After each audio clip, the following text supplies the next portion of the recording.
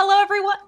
Hello, everyone, and welcome to the 2021 EGF High School National Championships.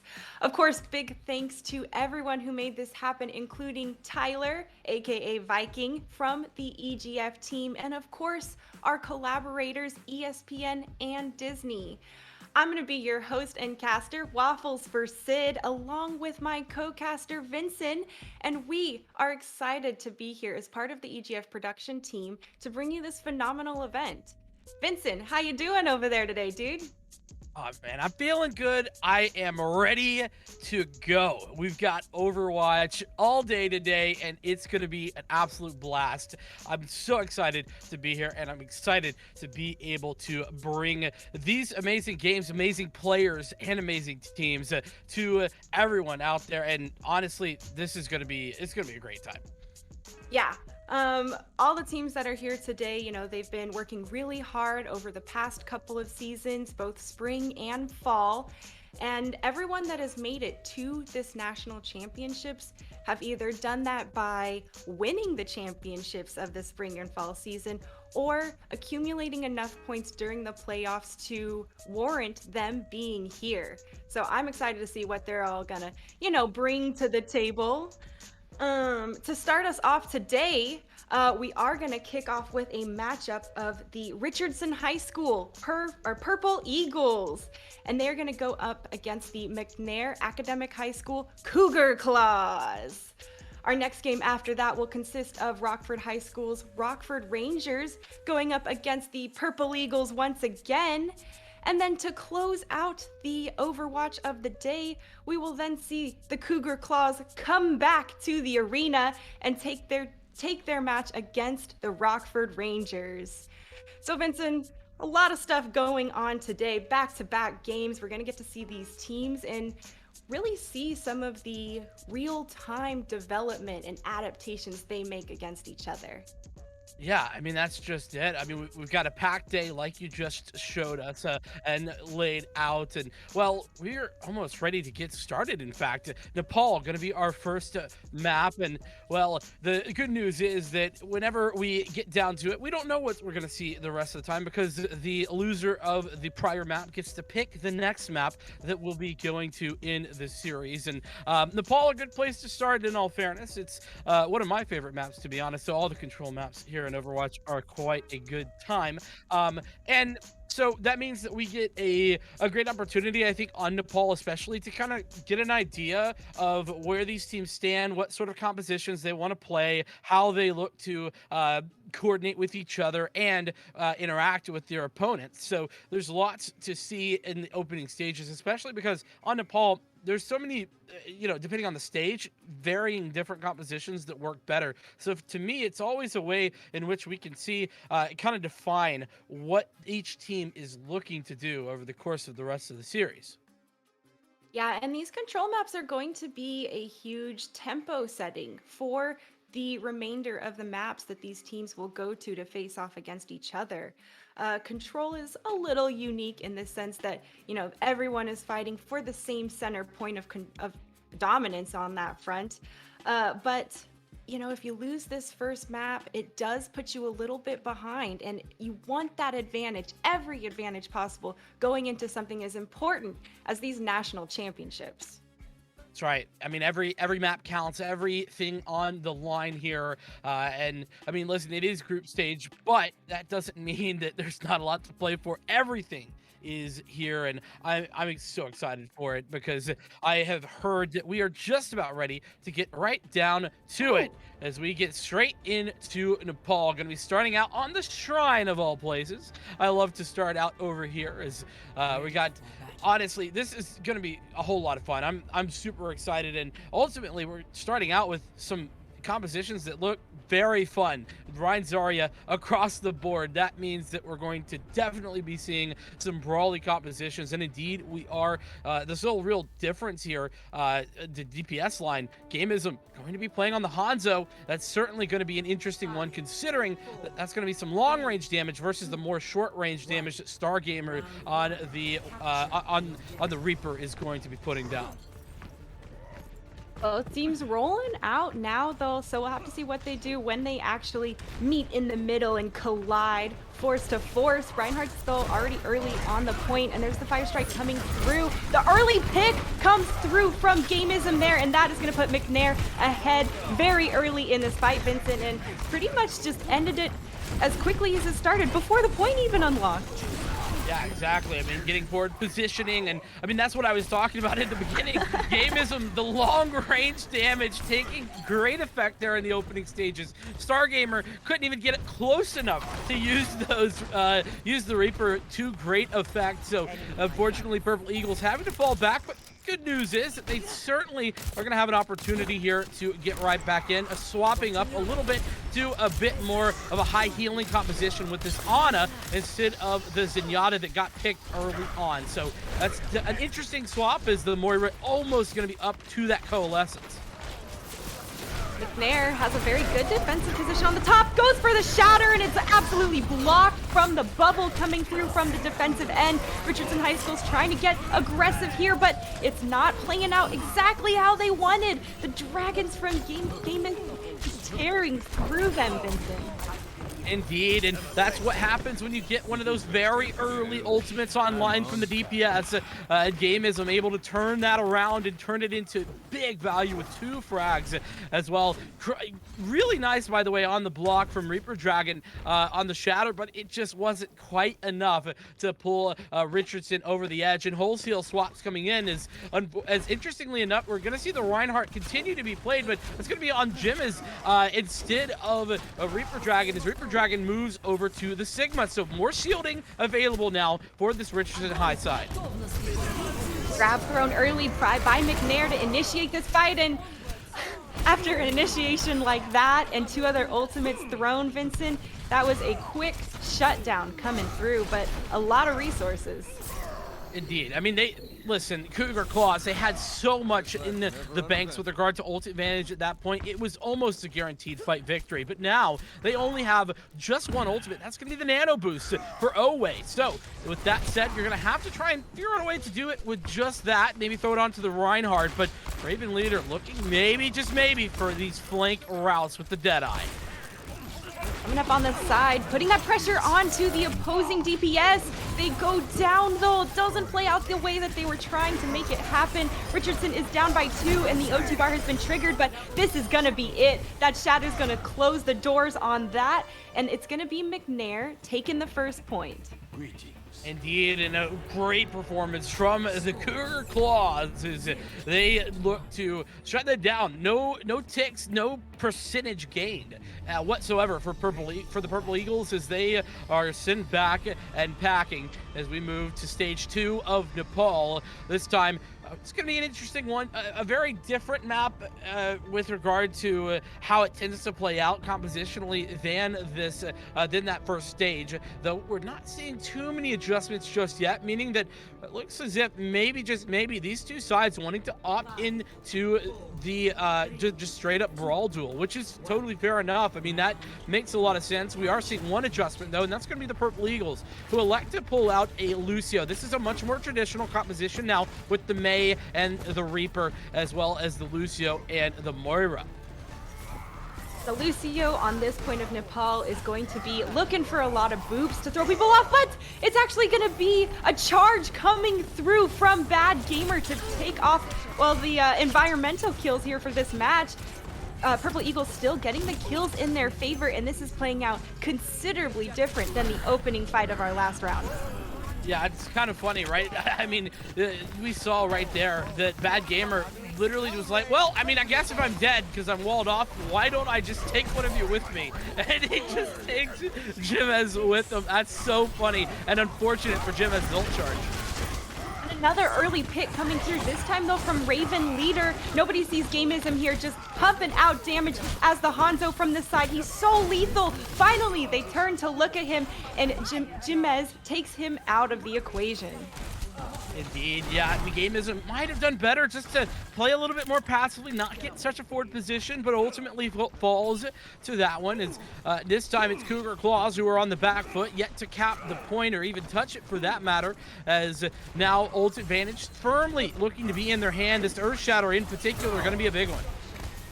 Reinhardt shield dance coming up with the Earth Shatter, going to be trying to find the opening. The Dragons are going to tear through the point though. McNair doesn't even need any more after that. They've got all the kills, and Vincent, they're going to flip that point, no problem. Quick and easy does it there for the Cougar Claws as Purple Eagles are forced back and they have to rethink what was happening over there. That said, they are coming up on both of their tank ultimates and Raven Leader Blizzard in hand as well. So huge ult advantage for the Purple Eagles in this one as they push forward. Wow, that anti hit so many people, and there it is. The capitalization after it coming through. McNair knew that was a go button for aggression. Unfortunately, the coalescence coming in, it just wasn't quite enough, and with the anti in play, not even gonna help as much as you're really hoping. Yeah, I mean, listen, unfortunately for Persephone, the biotic grenade can't be countered by a coalescence. Would have needed the sound barrier if anything, but that's one cooldown for an ultimate. It's not ideal. That said, it's a quick respawn and back in, but another biotic grenade hits huge. Oh my gosh, they have to be careful of Owe's grenades. It looks like they were able to wait out some of that anti and, well, continue to aggress forward. They have the kills now in their favor, and it's going to be about closing out the rest of them to flip the point if they can. But McNair is holding strong on the defensive, not giving this up easily at all. Another big nade coming through from Owe's on the far side. The high noon takes out a couple more. And once again, McNair continuing to hold defensively very, very strong here, regardless of everything that Richardson is throwing at them. Always putting the team on their back and saying, come on guys, I gotcha, as the Forest swap comes in for Gamism, but Owe has put the entirety of the opponents away in this one. That said, Purple Eagles, they're coming in. They have tools at their disposal, that sound barrier, as well as a Death Blossom coming online, so watch out for that one. who will be the unfortunate Death Blossom victim here. The grab goes in, and there it is. A lot of members of Purple Eagles caught in it. The anti followed up from Always is not surprising, but there's the Nano coming in, even more damage. Oh my gosh, that was a lot of, that was a huge arsenal of resources. Yeah, the ultimate's going down, but this time it's overtime taken away. One player going to be touching the point there for the Richardson side, but I don't think that's going to happen the second time, and indeed it does not.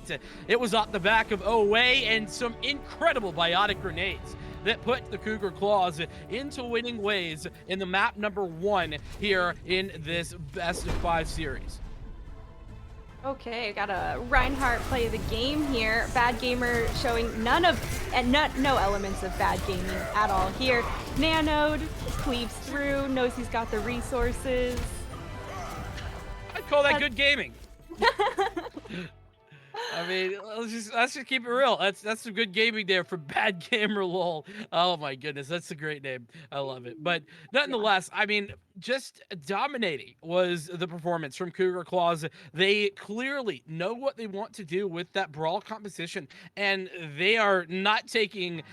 I mean, they're just not taking anything at all from their opponents. They're absolutely doing everything necessary to put themselves into the victors column, and they've done that already here as we are going to head to map number 2. That does mean that the Purple Eagles get an opportunity in order to pick their map. So that means that maybe, just maybe, we can see a different look. Yeah, you know, we have the hybrid, so it's a Kings Row versus Blizzard World. Not sure we're gonna see anything too different from our Kings Row norm, but I have to say, you know, Cougar Claws did a great job in that first round, very just soundly shutting down the attempts from Purple Eagles. Purple Eagles had a good footing in that second one, and I think that if they can, you know, mitigate some of the damage and the ultimates that are getting thrown at them, they could hold defensively stronger. Once they lost that defensive foothold, didn't seem like they could quite push back into it. It's really hard on control maps, of course, but I'm not counting Purple Eagles out quite yet. Yeah, no, I mean, map number 1, you can never count a team out after just one map, and I certainly am not, you're not, and I don't think anyone else at home is either. That said, it was just a great performance from Cougar Claws, so there's going to have to be some adjustments here for the Purple Eagles as we take a look at what map we have been given. And we wait in anticipation, and oh my goodness, to everyone's surprise and our producer's chagrin, Blizzard World is going to be the map that we go to. This is going to be an interesting one. I love Blizzard World. I think it's a good map. I know I'm not like the I'm not the only one there, but I'm definitely among the few. It's, I mean, it's a matter of taste, right? If you're into King's Row, Corner Row, whatever you want to call it, and hiding around, waiting for people to come to your position, yeah, it's going to be your cup of tea. But Blizzard World has so much open space that you can dip behind, dip over, and I have to say, the lore element alone in this map just outstanding amount of detail and content coming in from the dev side as well. You know, one day we should all hope to aspire to visit Blizzard World ourselves. Yeah, maybe so. Maybe that will happen. But regardless of that right now, I do think that does lend itself to an interesting discussion here, where it comes down to the brawl composition that we saw being run flawlessly by Cougar Claws. It's not bad here on Blizzard World, but it's certainly not nearly as effective as it would have been over on King's Row. So a clear, intelligent decision being made here by the Purple Eagles, in my opinion, because it means that they're thinking, okay, well, if that didn't work so well, maybe we can swap our comp, maybe play something like a poke style, where you're poking in from long distances, and make it difficult for the Cougar Claws to deal with that gap. So I think it's certainly going to be an interesting matchup, or swap up, so to speak, in the way that the teams are going to be able to play on the map in particular. Yeah, and you're absolutely right as far as the approach and team composition. I am going to be really curious to see the changes that Purple Eagles want to make after picking this map in particular. I wonder why. Why Blizzard World specifically? Which part of this is your true strength and really gets you going, is your jam? We did see always just throwing those Oh yeah. anti-nades left and right, just huge door opening opportunities for the Cougar Claws. And I'm a little worried about that on Blizzard World. There's some long sight lines Oh that yeah. those could be Kobeing in from. Uh, but we'll just have to see what they bring to the table. We are going to take a quick break, folks, before we hop into our Blizzard World hybrid map. So grab a quick drink or snack, don't go anywhere, and we'll see you on the other side.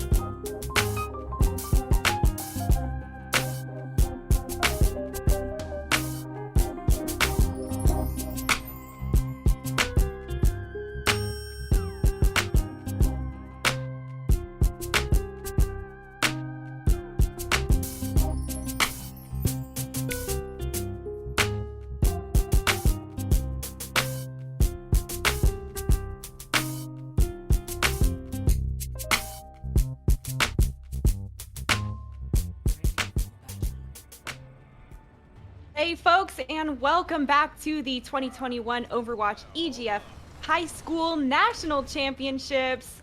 We are here on the second game to bring you McNair Academic High School facing off against Richardson High School. Right now, McNair is up by 1, but Vincent, this is going to be Purple Eagles' map choice, so big opportunity for them to bring it back.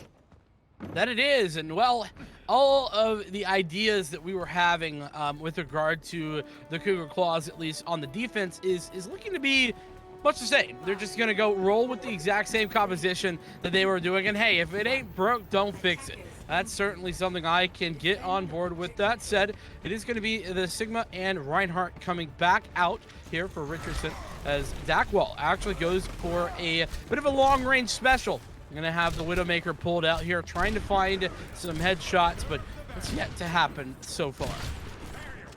Yeah, a lot of shields in the way, especially coming through, what kind of shoot through those Reinhardts. Not going to be the easiest thing, but also not being damage boosted, surprisingly. They're looking for him to go ahead and get those kills on his own. The pockets are coming through as Purple Eagles goes ahead, pushes Cougar Claws off the high ground here. That anti enabled the kill onto Blusha right there, and Dakwall goes ahead and finishes it off. Now they're up by 1, and Purple Eagles are going to continue to aggress forward here. They're putting in some of that pepper damage, but a back end kill comes through from Newark. A big slam comes through, and Bad Gamer takes everyone from Purple Eagles down after that.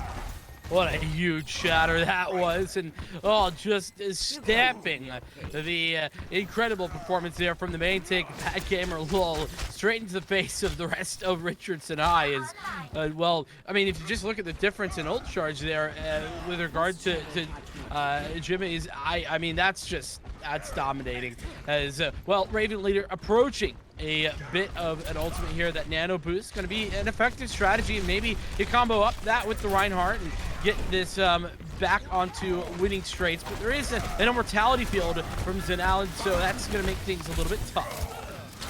Nano's committed here for Richardson to engage, and Dakwall goes ahead and gets the first kill. Now Newark has popped the high noon through the amp matrix. It's even more deadly than normal, and there it is. 2 kills found. Oh, gets the picked off themselves though, just at the end. And well, Cougar Claws holding strong defensively here. The shatter comes through into the bubble that he was sleeping safely in. The kill comes through onto Jimez there, and Bad Gamer goes down right afterwards. But Purple Eagles have the point here and are contesting, and well, continuing to cap it in their favor. But finishing off a couple last minute people trickling in, but all in all, doing a good job at managing that. Yeah, I mean, this baby diva is bragging out of control on the point. Does finally get the capture for Richardson, but the Purple Eagles have, I mean, it looked like it was a difficult one, but eventually they got there, and that's all that matters. An unfortunate error on the shatter, but you know what? It happens. That said, Earth Shatter, to speak of, it's Bad Gamer LOL who has another one, as well as Blusha, who's going to have a bit of maybe some trouble. But we're going to find out on the Graviton Surge. All that said, Gamism has sort of been farming thus far on this pick. There's no one really to shoot down the Pharah. Oh, 3-man shatter gets caught by the Purple Eagles, and Cougar Claws just shut down the offense so quickly. What a very swift and defining engagement. Just 1-2 punch. That's what it was, right? Like, it easy does it. As Newark, I mean, that is very aggressive from the hit scan. You gotta ask the question, when do you fall back? It looks like now is the time, though, with a Deadeye in hand. That McCree is certainly going to be continuing to have some deadly effect. But regardless of that, I mean, adjustment from Star Gamer isn't going to be the right swap, though, the Soldier coming out. Yeah, that pharmacy putting a lot of pressure on Purple Eagles, and McNair recognizing that here. Gamism has the barrage, manages to get that last minute kill, and there it is. The barrage just shredding Purple Eagles from the side, right behind the shield. Self-destruct popped by. Purple Eagles does manage to find Blusha in the process, but oh my gosh, that rocket from Gamism taking down Dakwall once again. That does not feel good for that Hanzo. And the remake kill as well. Not that it's going to matter for Reaper Dragon, but it's Reaper Dragon who had a bit of a mistake there. Was not quick enough on the uptake for the defense matrix to deny Gamism any sort of potential at that ultimate. But speaking of potential, Gamism already 50% to another ult. There's 5 other ults online here for McNair. This is an outrageous play from them as they have pushed forward and gained advantage after advantage.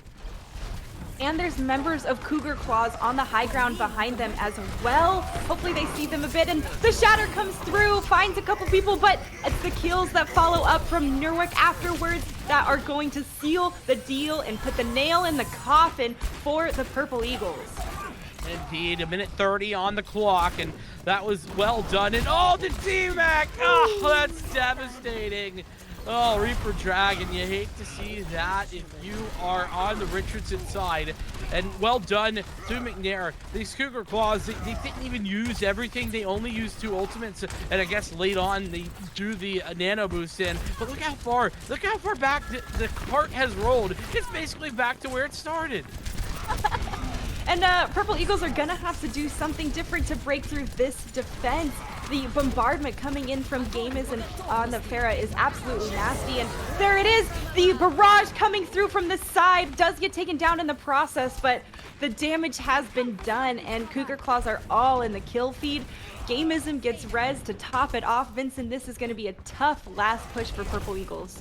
Yeah, the only good news there for the Purple Eagles is that they do have the ult advantage. They're going to have pretty much everything you could want, and they have the sights online. They have the Earth Shatter, they have the Deadeye, and, well, everything in between. But, I mean, that's the problem. Gamism just continuing to be a menace here in the back line.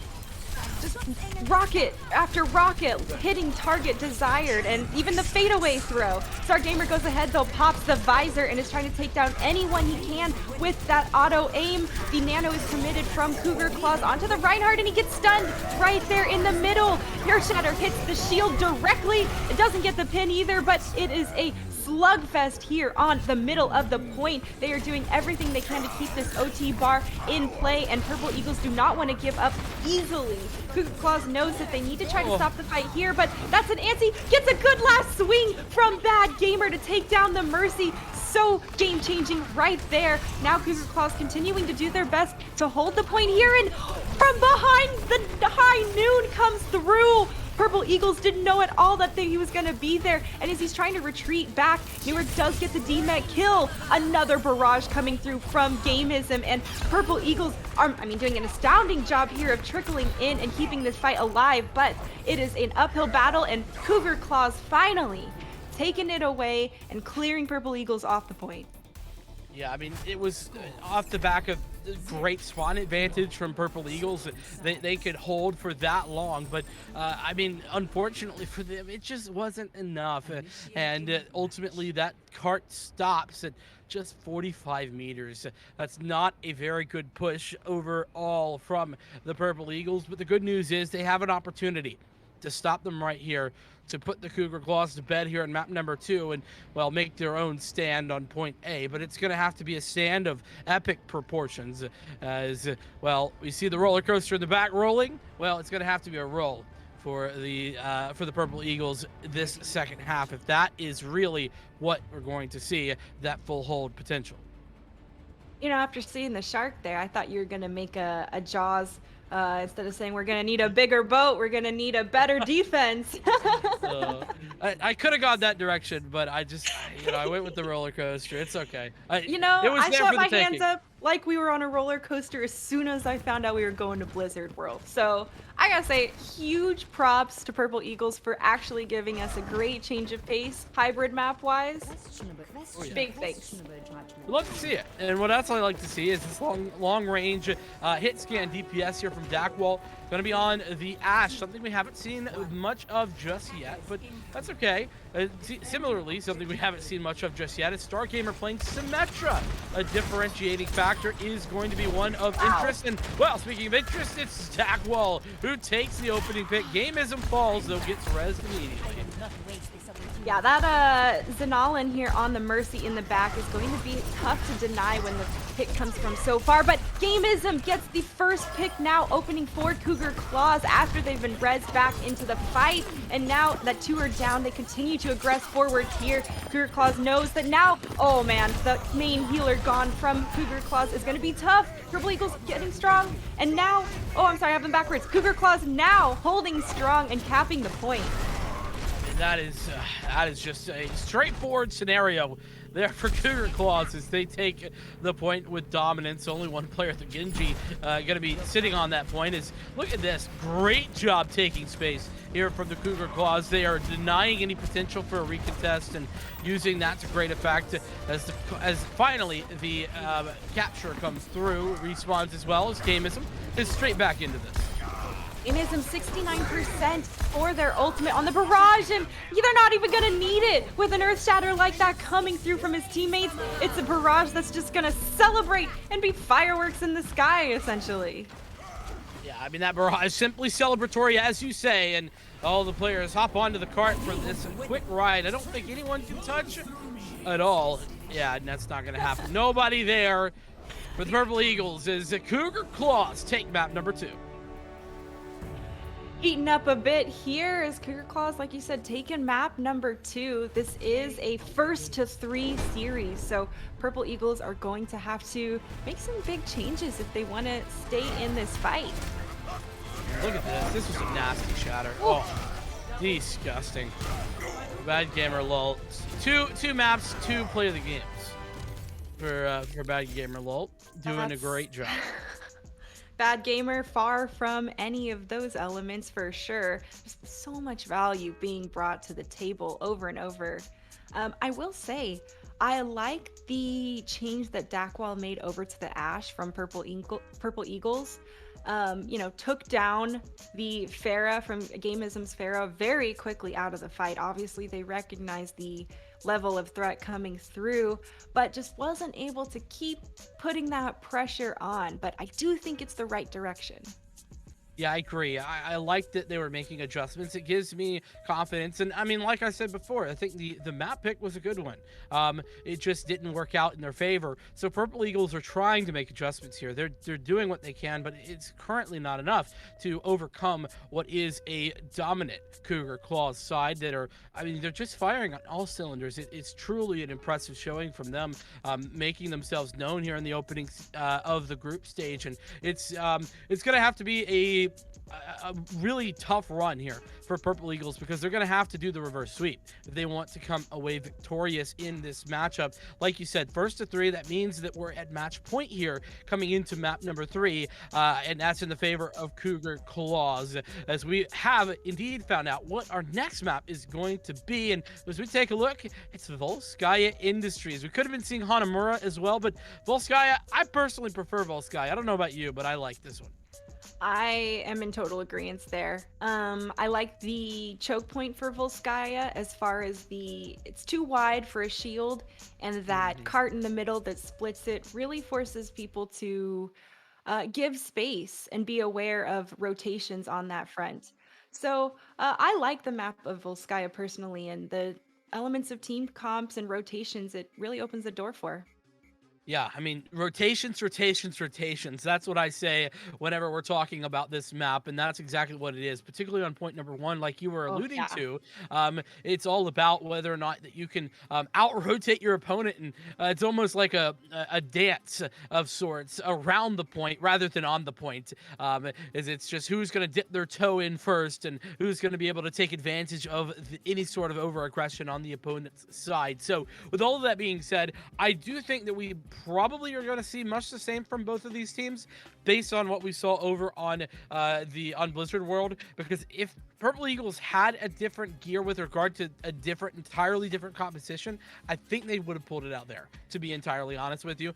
So the fact that we didn't see that there suggests to me we're going to be rolling right into another brawl mirror. So that just means that it's all about Purple Eagles and how they're able to actually get the kills, make the moves, and ultimately, I mean, let me just keep it real with you. Man, Gameism has been incredible, as has Bad Gamer LOL. You're going to have to figure out a way to shut those 2 players down if you're the richest and high Purple Eagles, because they have been dominating.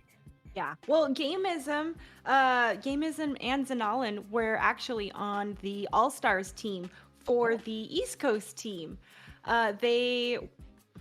There's a reason they were on the All-Stars team, and it is very apparent here. I will say, in comparison to the All-Stars matches, it does seem like they are being even more enabled than they were previously. Obviously, that comes with the comfort of being with your own team and having that practice synergy, and you know when your teammate's going to be pushing aggressively. You've been there with them, and that's their pattern. You've anticipated their move before they even know they're going to do it.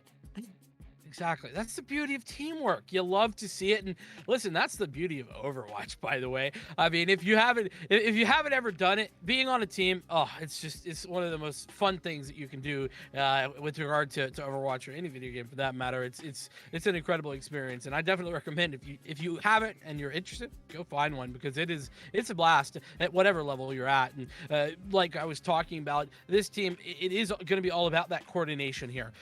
Purple Eagles, their coordination has been decent. It's just not been as good as Cougar Claws. That's the problem. It's not even like Purple Eagles have not been playing poorly in this series. It's just Cougar Claws have just been absolutely outrageously good in every aspect of the game, and we're more than likely going to be seeing that once again here on Volskaya. That would be my guess, but I have hopes that we could see the Purple Eagles take us to a 4th map in the series. Like you said, though, it is all about rotations. It's all about how you play around this point A in particular that's going to define the time. Because once you get to point B, I mean, that is a stagger fest. Like, you're just, it's hard to get a clean capture on that thing. It doesn't even matter who you are. Yeah, that is a constant running water spout type of feel on the second point for sure. And well, I'm unsure if Purple Eagles if they got to like really strut their full team comp and depth of team comps that they like to play, right? First point of Blizzard World, it's just the first point, not all of that open terrain and multi-levels. So, you know, maybe they got a little bit more in their pocket. We haven't seen quite yet, but you were absolutely right when you talked about Cougar Claws pretty much just being really crisp with their gameplay is what I would call it. Shutting down Purple Eagles' attempts at enabling and creating opportunity, whereas it feels like Purple Eagles are not quite punishing or shutting down Cougar Claws as aggressively. So looking to see if they can, you know, just clean up a little bit and bring the heat for Volskaya. Indeed. As we're going to get right into the map here, Volskaya Industries. And, well, what better way to start but to take a look at a well, amazingly large robot. Maybe the less large robot that Stargamer was hovering for just a moment in the Bastion, but an equally deadly one at that. But that's going to be in the back pocket for now as Stargamer swapped over to something different. It seems to be much the same here for the McNair side. The Cougar Claws electing to, again, go with what ain't broke, don't fix it. That's certainly I mean, listen, I got plenty of respect for that strategy, and it makes plenty of sense to me. As Purple Eagles, on the other hand, it looks as if they're going to be going with an adjusted strategy here. As it's actually Dackwall on the Lucio. That's a different look. But, well, that isn't a different look. Gamism taking picks early before basically the fight starts. That's basically what we've been seeing all day. And another boop, 2 boop kills right there. Gamism single-handedly taking out Purple Eagle's first push here. And another fadeaway rocket as he's running. That, I feel so bad for Purple Eagles on that front. Like, what are you supposed to do? Like there's just nothing you can do about that first kill, especially. Now, granted, the second one, that's positioning, but still, the aggression here from They're doing Game the edge again? Sorry. Oh. Guys. All right. We've learned our lesson. Let's get back. Game is going to be forced away this time. But there's still not a hit scan here for the Purple Eagles, so they're going to have to figure something out. A TP up into the high window. Cougar Claws giving ground, but Gamism already built the barrage. Not surprising, Vincent. We saw how much value he was bringing for the first fight, so yeah, they should have seen that coming. Is that some sort of world record, Waffles? Like, less than 1 minute, by the way, had the, like, just incredible barrage there from Gamism, and dominant performance is what this is. I talked about it before, but Bad Gamer LOL actually going to have an Earth Shadow here in very short order as well, and that just goes to show the difference makers here for McNair, for Cougar Claws, just putting on a show. Richardson doesn't have many ults online themselves. They're having a lot of troubles farming them, and it's hard when you keep running back from spawn. I have to say, that Fire Strike was nasty to get caught by, and well, Cougar Claws are relentless with the chase as well. This is the type of crispness and playstyle that is really going to seal their deal and just continue to deny Purple Eagles. Well, in fairness, Purple Eagles are not really having trouble farming ults. They're just having trouble walking anywhere that isn't their spawn room. And right now, Cougar Claws just continued aggression left, right, and center. And I think at this point, you have to adjust. You have to swap. You got to do something. And that's another move. Are you kidding me? You know, the edge is dangerous, especially with Gamism, and looks like it's not just the edge, it is everywhere on this map. Please look behind you as he shoots you. The Wraith comes through just in the nick of time, and well, once again, he boops them out of position to just keep bombarding them with damage. The real question is, which ult Cougar Claws is gonna use first? Yeah, no, it's not are they going to use ults, it's just which ones. Yeah. You got basically all of them, and that said, I mean, this seems inevitable. 1 minute left to play here, and there is, I mean, I find it very difficult to believe there's going to be any world in which Richardson get through this choke. I cannot believe another boop came through from Gamism, and Bad Gamer just continuing to cleave and swing forward, has all the resources, and Cougar Claws feeling really good about this. Oh, poor Star Gamer here on the side, caught out. Dakwall has to skirt away and protect himself at the last minute, but Gamism still coming up big with the kill. I mean, was there a reason for the nano? No, doesn't matter, not in the slightest. As Cougar Claws are taking a bit of style points at this stage, I would have to imagine that Dakwall is trying his very best to kind of get a position on to this point, but it seems inevitable. Oh, and a Dragon Blade caught in a small room. That is going to be tough there for the Purple Eagles. It feels bad there. Good picks coming through again from more members of Cougar Claws. And with just the last person going down from Purple Eagles, there's not going to be anyone left to touch. And that's going to be a really, really strong first point defense from Cougar Claws. I mean, is strong even a good enough word? I mean, dominant, outrageously amazing. I mean, I'm like at a loss at this point. I need to pull out the dictionary, the thesaurus for words that are good enough for what they've done. Absolutely stupendous. The hold here from the Cougar Claws. The McNair looking to book their victory here in the opening of this group stage and making themselves the team to beat. In all honesty, I mean, when this is your opening statement, I mean that's an impressive way to start out. Yeah, and you know, I like that they've continued to carry the momentum that they had from the first map. They have been relentlessly ensuring that they have good quality, crisp gameplay. They are collapsing on people. They are doing the chasing kills to really stagger the opponent. And it's been consistent. And I have to say, I really appreciate and admire that. Yeah, I mean, I would agree with you. And right now, they are but one tick away from taking this opening victory. It is 2-0 currently on the series. And, well, like I said, just one tick going to make that 3 and spell victory here. Star Gamer, it's on the Bastion. I talked about the potential, and we're seeing it come out here and ready to play. We'll see if that's going to be an effective strategy against the dominant Cougar Claws. Gamism on that Pharah is not surprising, but it's the Fire Strike that finishes off Star Gamer. They were too distracted by the threat from Gamism above. Obviously, that is very apparent as he continues to get kills in his favor, and that is going to be a quick first fight here with Cougar Claws going ahead and taking the Volskaya victory. Yeah, and with Bad Gamer Lol using the emote there for hitting the pumpkin with the Reinhardt, I have to say that is a pretty apt description of this, as they have simply just hit the ball out of the park on this series.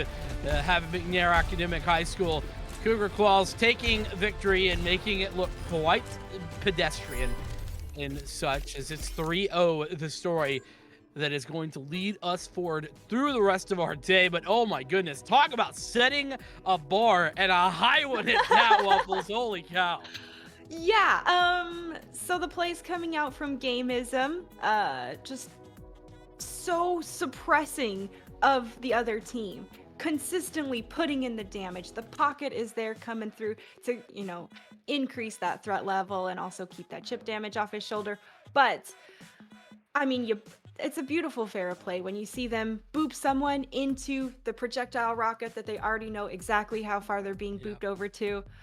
That's the kind of thing that comes with the repeated hours of grinding and practice that all of these high school teams have been working to achieve and bring to the table today. Yeah, I mean it was a great showing, and I will say that I think the Purple Eagles, unfortunately, they just needed to make adjustments. They needed to swap something up. Trying to roll with what the game plan was just was not the right decision. Unfortunately for them, you have to adjust, and in this case, well, not having a hit skin to contend with gamism when Ooh. gamism is literally just in your spawn door. I mean that's just it's an oversight, and well, when Purple Eagles are gonna watch this back, they're certainly gonna be thinking about that one. Though they aren't out of this yet, not even close, Waffles. They still got games to play. That means that we're gonna have a whole lot more to see from them. So don't you worry. They have time to rethink, refocus, and look at what might have gone wrong. But well, nothing went wrong here for the Cougar Claws. They dominated. What a great showing from them. We're gonna be seeing much more of them. Don't you worry. Throughout today. But that's going to be a little bit later on. We are seeing Purple Eagles and Rockford Rangers next. But first, we are going to be on into a short little break. So, y'all, go get your popcorn, your snacks, your water, and we'll be back here in just a couple more minutes with some more Overwatch action.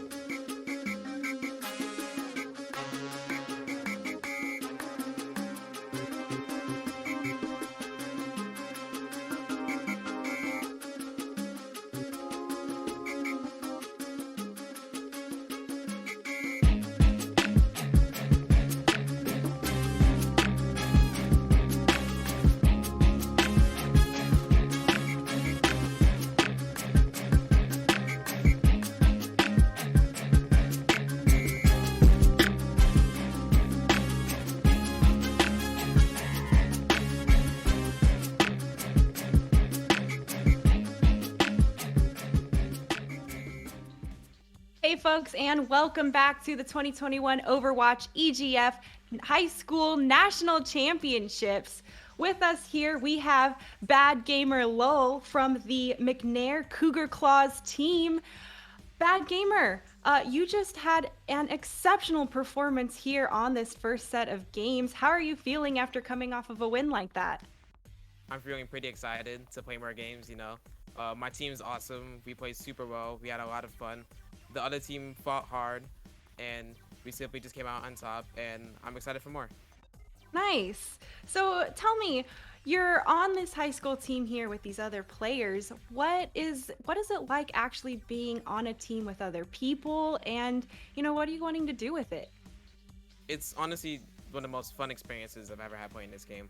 I played Overwatch ever since it came out, and I've always had a ton of fun, but I was usually a solo player before, and I've always jumped to playing with a team and stuff, so being able to just be able to play with my school and have so much fun with all my friends and stuff, no matter if we win or lose, it's like we communicate well together, we just have fun, and it's really just awesome to be able to play my best with people that I know and love, and it's so fun. I'm with it all. Yeah, I mean, you guys came out and y'all were killing it, having an incredible performance here in the first matchup. My question for you is, as you guys move forward, is there anyone that you're looking out for, that you guys are worried about, or are you guys headed all the way to these finals? I feel like my team worries about Crespi a bit too much, but personally for me, I'm not worried about anyone. I feel like when I'm on Reinhardt and I'm just dominating, it's just I feel like nobody can beat me when I'm in my element at times. Speaking of which, you certainly were in your element on this matchup. So Reinhardt, that's your character. That's the character that you are going to be going to every time when it's needed to come up big. Yeah, no matter what, nobody can outrun my Rein. I can at least say that for sure. Boom. There you go. I love the confidence. That feels good. And well, let me ask you this as well before I send it back to Waffles. Whenever you guys are going into a matchup, what's the mindset? How do you guys prepare? We sit here and we say play it simple sometimes, We get together, we say don't get nervous, just play at your confident best, act like you're better. And if you are better, play better, and just go in and just win. That's what I have to say. All my times the teams starts panicking and stuff, I'm like, hey, just win. That's just my mindset. Nice. That sounds like you're definitely also a, mental anchor for people to keep us calm and focused on what we need to do to win, essentially. So if you're the big supporter of your team, is there anyone you want to give a shout out to who's been supporting you or, really helped you get to the place you are today? They're probably watching right now, but my friends, Jordan, Andrew, and Hazel, they're all watching me, cheering me on. I know they are, and I appreciate them very much, and they've been there ever since the start, so love the guys. Nice. Well, Overwatch is a game about community, and we couldn't do it without the support of those of us who are helping us get here. Bad Gamer Lowell, once again, congratulations on your first win here of the day. We will see your team back here. We might see you back here later in the afternoon, but best of luck coming up. And once again, congratulations. Thank you. I really appreciate it. And I will be back. All right. Oh, go ahead. I was gonna say with that, I thank you so much for being here, Bad Gamer Lowell. We'd love to see it. And with that, we are gonna go to a short little break. We're gonna get right back in here with more Overwatch action. So make sure to tune back in just a little bit. We'll be right back.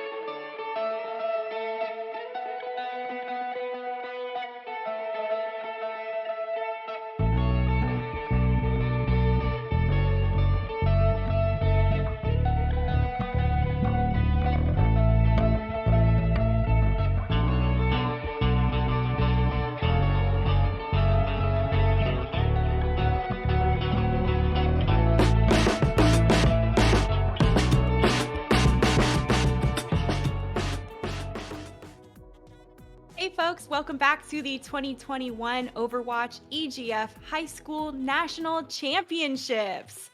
Our next game coming up is going to be the Purple Eagles facing off against the Rockford Rangers. But folks, we are just a little bit behind schedule. If you head over to the EGF official Twitch, you'll see the Rockford Rangers currently duking it out right there. And as soon as that match is over, they'll be headed right here to face off against the Purple Eagles. So don't go anywhere, folks. We will be back shortly with our Rockford Purple Eagles match. But in the meantime, check out the sister stream over at EGF Official, and we'll see you soon.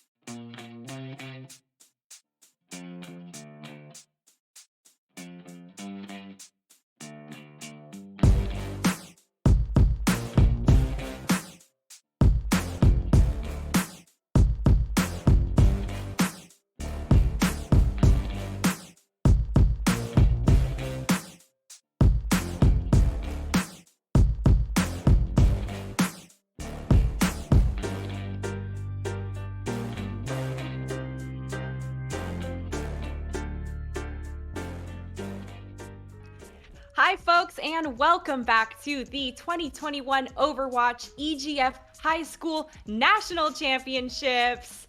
For those of you just joining us, I am your host and caster Waffles for Sid, and joining me today is Vincent over on the analysis side as well.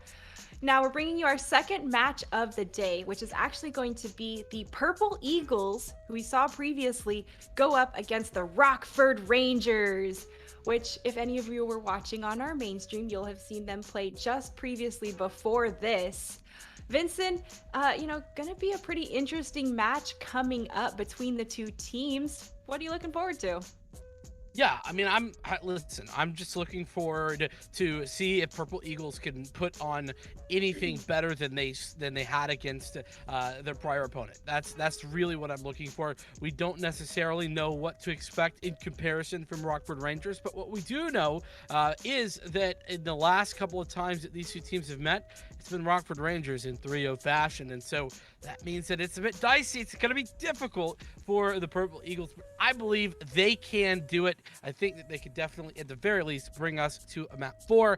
That said, it is going to be a tough task. Though, I do want to take a look at our schedule once more, as I know that we are just a little bit behind. Apologies for our delays. Just had a couple of hiccups here and there, but no worries about the times. Just ignore those. But we're getting started right now with Rockford Rangers and the Purple Eagles. But the third game of the day will still be happening right after this. The Cougar Claw is going to return to the stream, though, against the Rockford Rangers. We expect here on the desk that to be maybe the closest game of the day. It should be an exciting one, so don't go anywhere. Make sure that you tune in for that one. But we got this game ready and rearing to go. This one's going to be a hopefully a bit of a barn burner as well. That said, like I said, it's going to be a Purple Eagles having to step up big time for that to happen, Waffles. Yeah, and we're really going to be looking to see if this is going to be a history repeating itself, deja vu kind of thing, or are Purple Eagles looking to change the tune a little bit to their last encounters with the Rockford Rangers? We are going into Nepal for our first map of Control. So, it's the same one. We all know we're going to Control first round here. A lot of opportunities for some team comps, but I'll be curious to see if Purple Eagles continues to kind of stick with what we saw previously, or if they've had some special adaptations or strategies specifically lined up for Rockford Rangers. Well, they've had plenty of time to think about it in the interim between game 1 and game 2. I want to remind everybody that this is going to be the loser pick. So you lose a map, you get to pick the next one, which means that counter pick potential is certainly strong and there, which is very much exciting. Going to be an interesting one as well. That always keeps a series as competitive as possible, in my opinion. So all of that to say, we are almost ready to get into the game, and that's going to be what I think I'm ready for the most as we head straight in there. And honestly, we get to start out. Oh, Shrine once again. Oh, I am very Wow. excited for this one. This might be my favorite point of Nepal. I don't know, Village is a close second, but I love this one because it's just the most classic brawl style comps always are tending to be good here. And remember, that's what Richardson were typically playing last time out. And it looks that the Rockford High School Rangers are electing to go with a similar strategy. Going to be a Ryan Zarya to get in the mix and teleport to come out just to get everything moving just that little bit quicker. Yeah, having a foot on the point first definitely gives you a bit of an edge, especially with Savage on that Symmetra, setting up those turrets. They're lasering anyone from Purple Eagles who try to enter the point. They've already taken one person down, Vincent, and now Rockford Rangers continuing to cleave forward and, well, pretty much just take Purple Eagles out in a very, very decisive manner. Yeah, I feel like Savage, for the win, won that fight before it even started, to be honest with you. The positioning of these of the turrets, rather, not the teleporter, excuse me, are simply so key. And look at that forward positioning here from the Rangers. They are not giving an inch at all to this team, and now they have to back up and give some space for the time being, as it looks like Star Gamer swapping over on to the Junkrat to hopefully put some more shield pressure down. Gonna break the shields a lot faster as well, but that immortality field keeping many members of Purple Eagles alive. It's been taken down, and there it is. Rangers know that without the immortality field, they can just press W and continue walking forward into the Purple Eagles. Snow is simply devastating the entirety of the Purple Eagle side at the moment. Honestly, having a wonderful showing thus far, and it's ultimate advantage for everyone pretty much here for the Rangers, as Savage for the win, using the Photon Barrier last fight in order to just deny any sort of attempt at damage coming down from the likes of that Junkrat. Yeah, you mentioned Snow having a really good play right there. Snow was actually on the All-Stars team for the West Coast team. Ended up taking the champions on that front. So has had a lot of really great gameplay over the last couple of days. And it's continuing here in this small room. Rangers just takes the fight straight to Purple Eagles, loops all the way around, and closes out the last kill. Yeah, it's almost as if the Rangers are like, no, don't worry. You don't need to come to us. We'll come to you. We'll take the fight wherever you're at. And it's been absolutely devastating thus far. The Star Gamer trying their very best to rain damage down from above, but ultimately not going to be all that effective this time out. Though, that said, getting up close and personal might be a good decision. Nobody saw YOLO free-firing from the side here and free-firing with the high noon on that front. That's going to be a first point cap really quickly by Rockford with 100% to 0, Vincent. Oh man, that is, I'm getting some deja vu at the moment. That's an unfortunate start, but well, I think the deja vu has ended here. Said it's going to be Village to go for our second stage, not going to be headed any other directions. And well, interesting.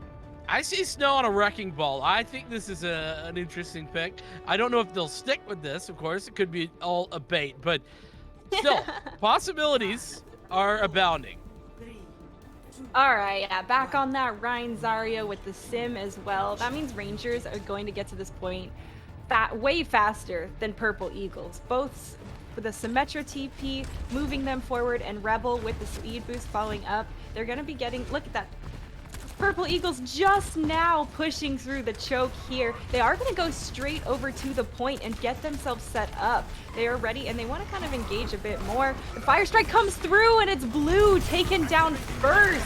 Purple Eagles opening up the fight this time in their favor. Vincent, this is a bit of deja vu from last game, and Purple Eagles holding strong. They're trying to find the space, and a great accretion lands. YOLO does manage to find the kill in the back line, but the res coming through is going to be very quick. And oh gosh, just lands the hammer straight into the back of Roman there. And now, just when I thought Purple Eagles had their foot in the door, Rangers have come back with a vengeance and are taking out the Purple Eagles and going to cap the point in their favor.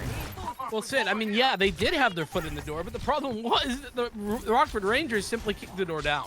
No more door. It's been off its hinges at this point, and well, the Purple Eagles gonna have to recap. Though they did get about 20% on that point and farm themselves up some nice ultimate charge. Not quite as good as Savage, who could throw in a good Dragons here and find big value. Oh, and a kill early onto Rebel. I'm surprised Purple Eagles are pushing into this, but they pop their own Ant Matrix in response. Those Dragons are going to tear through them and tear them up. That's gonna be a pushover for Purple Eagles. Yeah, unfortunate, right? That we saw Roman D had to use the immortality field far too early, and well, put it this way, Zinko's healing not going to be enough to contend with those Dragons.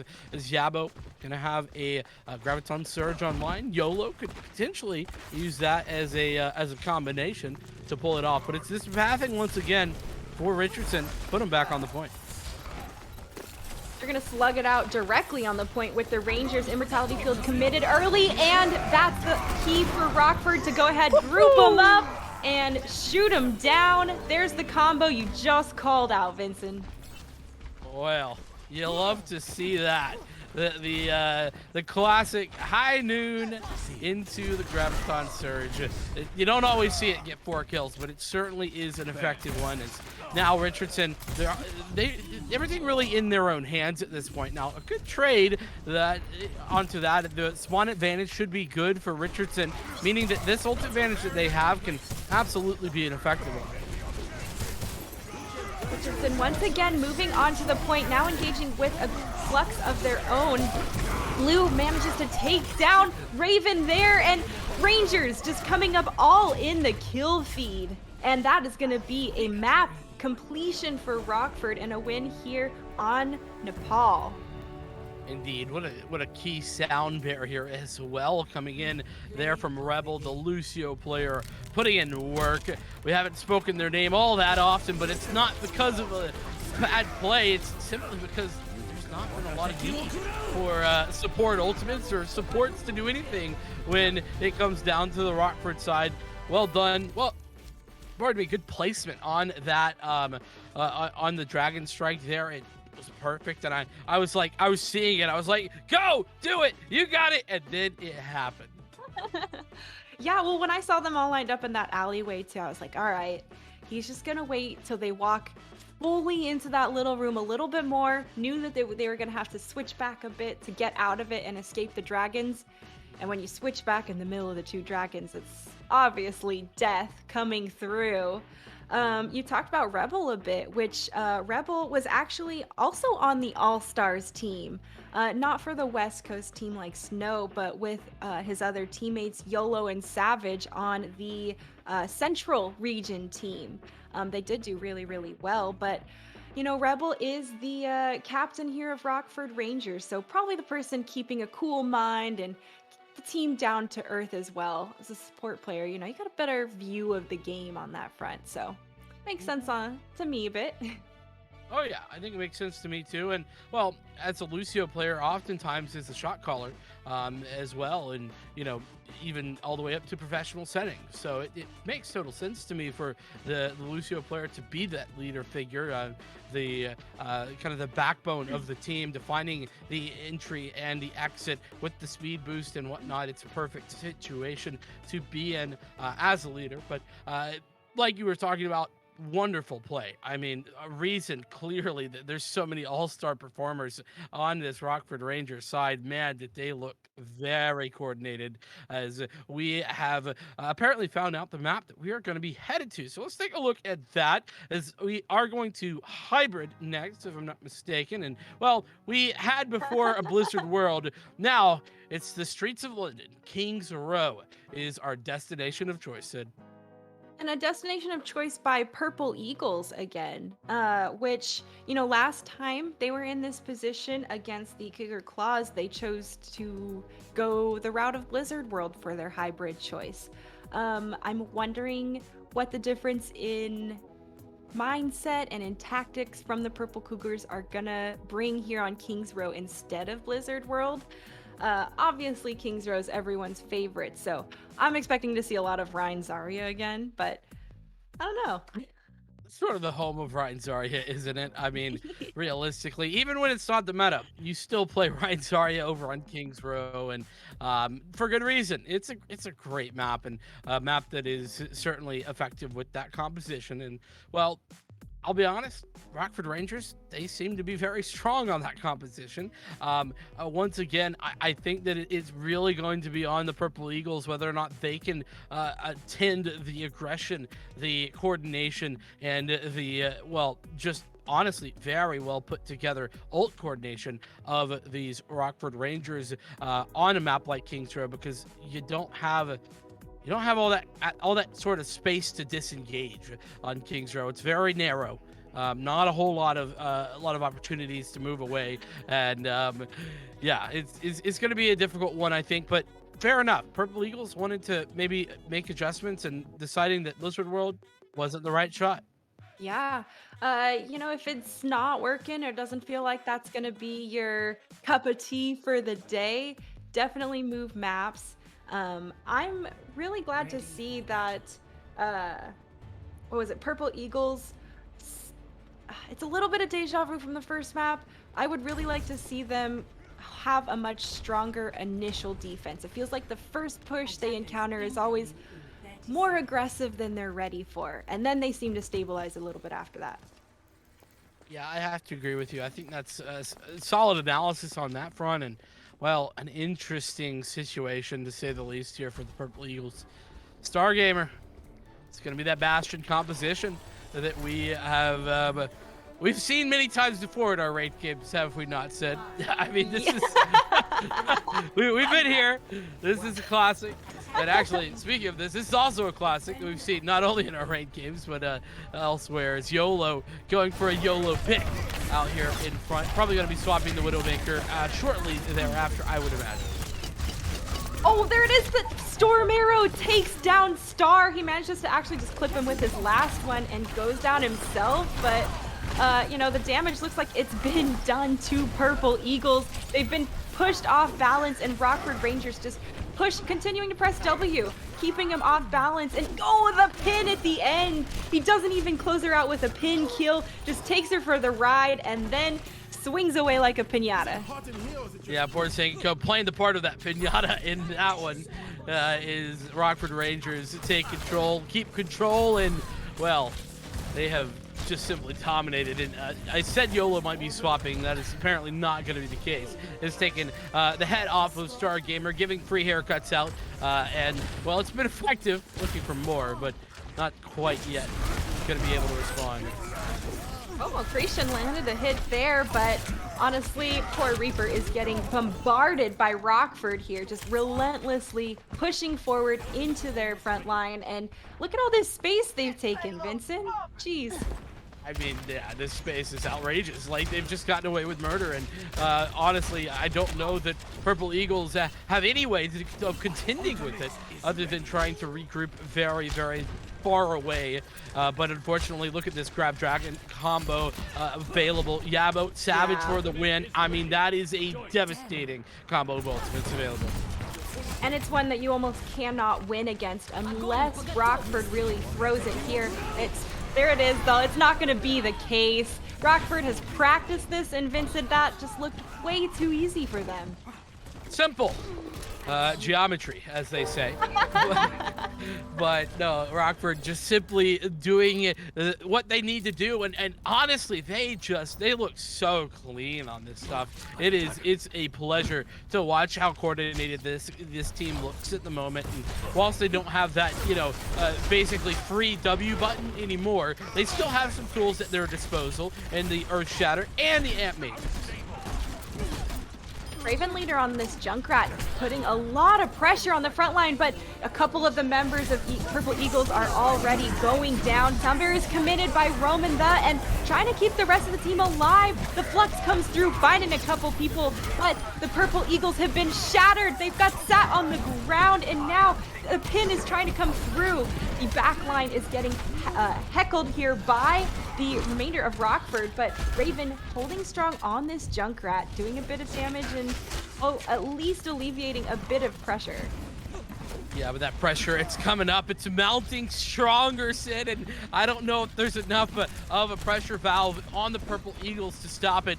It is going to be a Jimez on this Graviton Surge. That's the real key ultimate, and you pair that up with this tire, that's going to be a big one. There's the tire. Tire's already been taken down. Savage knew where it was right away. One shot done. Now Savage is trying to find the kills and gets a kill onto Raven to follow up. Rockford just putting out the damage into Purple Eagles on that front. The grab is thrown, but I don't know if it's going to be enough. There's nothing there to follow it up. And now the point just going to roll forward with 4:21 left on the clock. Man, that is... Woo, woo. Talk about a dominant performance. Yeah. Feel like I'm a broken record, but I don't know what else I can say because Rockford Rangers, man, they take us on a journey to absolute destruction. Unfortunately for the Richardson High School Purple Eagles in this scenario. That said, though, I do think that there is possibilities, though. It's going to be a hard one. 4 minutes and 20 seconds are currently on the clock, and whilst it's not a rare occurrence to push all the way on this map, well, I find that the Purple Eagles are going to be up against a brick wall named Rockford High School Rangers. Yeah, and Snow holding the shield in front line is not a wall I want to try to push into either. Snow is popping off in the All-Stars match, and I'm popping up right now, yeah. These guys really showed off why they were in the All-Stars matches, and to me, I can see why YOLO, Savage, Snow, and Rebel were all on those teams as well. They've been performing really crisply together, and the communication and synergy is there. Clearly is. It's going to be back to the same, though. An adjustment here for Savage is it's going to be the Junkrat. Lots of shield pressure. Going to be forward facing. Raven leader and Star Gamer going to be headed onto the Hanzo and the McCree duel, but that duel won by YOLO, and that's an opening victory that you're going to want to take home.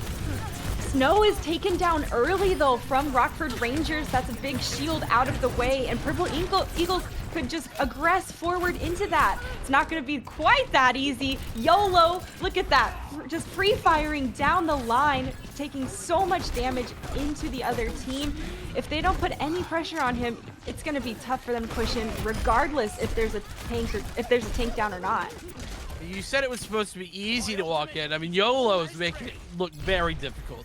I mean, in theory, I got you, but in practice, YOLO's making life miserable here for the Purple Eagles. But now the regroup has happened. Reinhardt back online here in Snow, and a pick already. Raven leader taking out YOLO. Savage's tire is coming through, and we don't know where it's going yet. I still hear it rolling around here, trying to find a victim, and over the top! It just finds two on its last leg. Vincent, oh man, that was a long, rough tire. Yeah, and a big mistake there from the Purple Eagles. They had the safety of Spawn or the safety of the Immortality Field, but they moved away from both of those, and that is a problem. The Star Gamer now has adjusted, though I don't think this is the adjustment necessary. To be honest with you, as YOLO has simply been strong now on the McCree. That far is going to be a tough ask. All right, Star on the Genji does make a lot more sense. Though. It's going to be able to jump over, put some more pressure in the back. Raven's already been taken out of the fight early though, so that's gonna be more time off the clock before Purple Eagles can push. Yeah, and right now the Purple Eagles, they just need to take a moment and regroup. They're just fighting far too aggressively at this point. Yeah, I mean, they're getting grouped up and taken out right here in front of their spawn doors, and that is really tough. They do take down Snow, and, well, once again, YOLO just comes up big and shuts down any potential for a push right there. Oh, yeah. No potential whatsoever. And, well, talk about potential. The ult farming being done here for Rockford is outrageous. And oh no is right. I share your sentiment. Savage in the backline, this can never end well, Sid. Oh gosh. This is going to be a nail biter of when he decides and who he decides to choose as his victim. Look at that. He's just creeping around the back. Nobody hears that one peg leg. And over the top, boom! Kills the immortality field and 2 people on top of it. I'm not sure how exactly that works. Yeah, normally you see the immortality field go down, it's all alone. But somehow magic happens and lightning strikes for Savage. As there's plenty of ults still online. Both supports have that up and ready. Roman D going over to the Brigida. Maybe a bit of a late swap, and I don't know about that one. There it is, a grab. Dragons coming out from Purple Eagles. But the Snow from the side? Nobody saw the hulking Reinhardt coming through, ready to just cleave away at Purple Eagles when they walk by. They had a great opportunity with that grab Dragons, but Snow just blindsided them. Nobody's ready for the Spanish Inquisition, they say, and nobody's ready for Snow on the back line, flanking on the Reinhardt. And YOLO. This is straight up YOLO. Like, what? Just a fan the hammer flash right here in the front of the spawn. There's going to be so much pressure on Purple Eagles as they are trying to touch the point here and keep this fight alive. OT bar is successfully triggered, but it is them trickling on. And after Rockford clears them out, it's going to be a win for them. A very, very strong defensive hold. Yeah, wrong name, but yeah, Rockford Rangers taking the victory in that one. Not even a little bit close in that one, to be completely honest with you. Dominant push, dominant hold, and what was some spawn kitting going on as well. Nice grab dragon. The old Q presses looking good here for Savage and there's Zarya. Yeah, I think you said the old 1-2 alley-oop QQ. That's right. Yeah. I mean, listen. You might have a 6 shooter if you're McCree, but you only need 2 if you got the ultimates, apparently. Boom. And of course, 2 is the ideal amount of ultimates used in a fight. If you have to commit them, of course, best case scenario is you save them all until you actually need them. But obviously, Purple Eagles down by a couple right now. So they're going to have to take some time to mentally, reset, get their head in the game, and strategize about what to change up and create a different set of tempo and outcome for the next game coming up. And let me talk about tempo, because Rockford Rangers tempo, man, they're off the charts. The chart is just the chart's here, and then there's the Rangers all the way up here. Like, it's outrageous. They are just so fast, so precise, and I mean, when it comes to the decision making, the ult usage, it's really on point, and that just tells me that they are so ready for whatever any of these teams can bring, can throw at them. And right now, Purple Eagles have not been able to throw anything at them that has even been almost a problem, right? There's no curveballs here. It's only fastballs, and well, like I said, they're going fast as you like. Are the Rockford Rangers? So, like you say, Purple Eagles going to need to readjust, rethink, and I hope that they can, and maybe they're going to be able to do that on our next map, as we are going to take a look at what that is. We just left Kings Row, and we're headed to Hanamura. All right, the assault map here with the one doorway that you can squeeze through. No multi routes. There's a little window if you can, if you actually get the leisure of climbing or flying up there. But otherwise, everyone's going to be funneled through the one small choke point for the first point for capture point A. And I'm a little worried about what that's going to do to to Purple Eagles. We've all played enough games where we're like, okay, gather everyone up and bring them to the funnel point so they can't swarm us and overrun me and my base. But as the aggressor, it's so difficult. And, I'm surprised they picked Hanamura as their map of choice. Yeah, it does seem like a bit of a, well, I don't want to say questionable decision because, like, it's not really questionable in that, it makes sense enough to me that they just want to go with whatever they're feeling comfortable on. But what I do think is a bit questionable is the fact that if the Rockford Rangers elect to go for defense first, which they most certainly can, which they could have done realistically, they could have done that on Kings Row, because obviously it's loser's pick, which means the winner gets to pick the side they start on.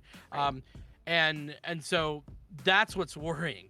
I think there's a vast possibility that the Purple Eagles are going to struggle to get through that choke point, but there is one key that I think we're missing, Sid, and that is going to be the fact that Symmetra exists. So there is a possibility that we see a Symmetra comp come through, and that might be what it takes to pull the Purple Eagles straight through it as we head from London to Japan. And this is going to be hopefully a better showing here for the Purple Eagles. Yeah. Well, we're going to have the Rockford Rangers starting us off on the defensive end here. So, pretty interesting as to what they want to choose. They have that May. Okay. Yeah. I mean, the May's great. Yeah. The May's it's going to be great here in this wall, but it's going to be rough for the Purple Eagles. Yeah, it definitely is. Okay. So Savage here just starting off some early pepper damage, building up that, already at 15% on their ultimate. So totally worth it there to get a little bit more of an edge. There's that Symmetra. Can Roman actually get the value and get his team in place? YOLO just takes him down, and Yabo takes down Star in the process. Now that Star's out of the picture, it's going to be tough for Purple Eagles to put any pressure around alternate angles, really. DMEX as well. It's going to put more time behind, and TPing up there so confidently without any worry about crossfire. Very stressful in my opinion. It's very aggressive is what it is. And beyond that, I mean, this aggression here from the Rockford side is unmatched as they push forward and push Richardson back into their spawn once again. So interesting, right? YOLO just doing a wonderful job of putting Dynamite down from the top and making life quite difficult for this Purple Eagle side. The teleporter, the team teleporter not yet being utilized, but this time looking to maybe go up top as a team, and well, that seems to have broken the choke temporarily. Oops. Missed it by that much. Now you don't want to TP into the blizzard. It's been too late though after that. Rockford went ahead and cleaned up everyone from Purple Eagles on that push, and I gotta say it looks like this TP window strat is just not quite working out. They have so many people ready on the off angles for it. Yeah, no, I don't think there's any way that window strategy is going to be working out, but there's certainly other viable options. And, well, the option that has been taken is for Roman to swap over onto the McCree, as there's lots of ults here for the defense of the Rangers to choose from. A little bit of pressure coming in from Purple Eagles. They're looking to make the move. A good flashbang comes through, but the grab has caught everyone in Purple Eagles, holding them back. And after that ante, it was easy pickings for Snow. Yeah, look at the assist column right there. Absolutely outrageous. That's what you love to see if you're a fan of Overwatch, is just everyone getting involved. And oh no, what a stagger this will be. Oh, does he get away? He does get away.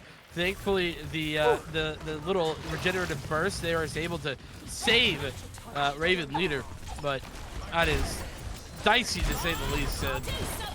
And Bob getting sent straight into their back, just into the thick of the Purple Eagles right now, causing so much chaos and displacement, forcing from them there. Blizzard is committed, and once again, Rockford is showing their dominance and just continuing to hold aggressively forward.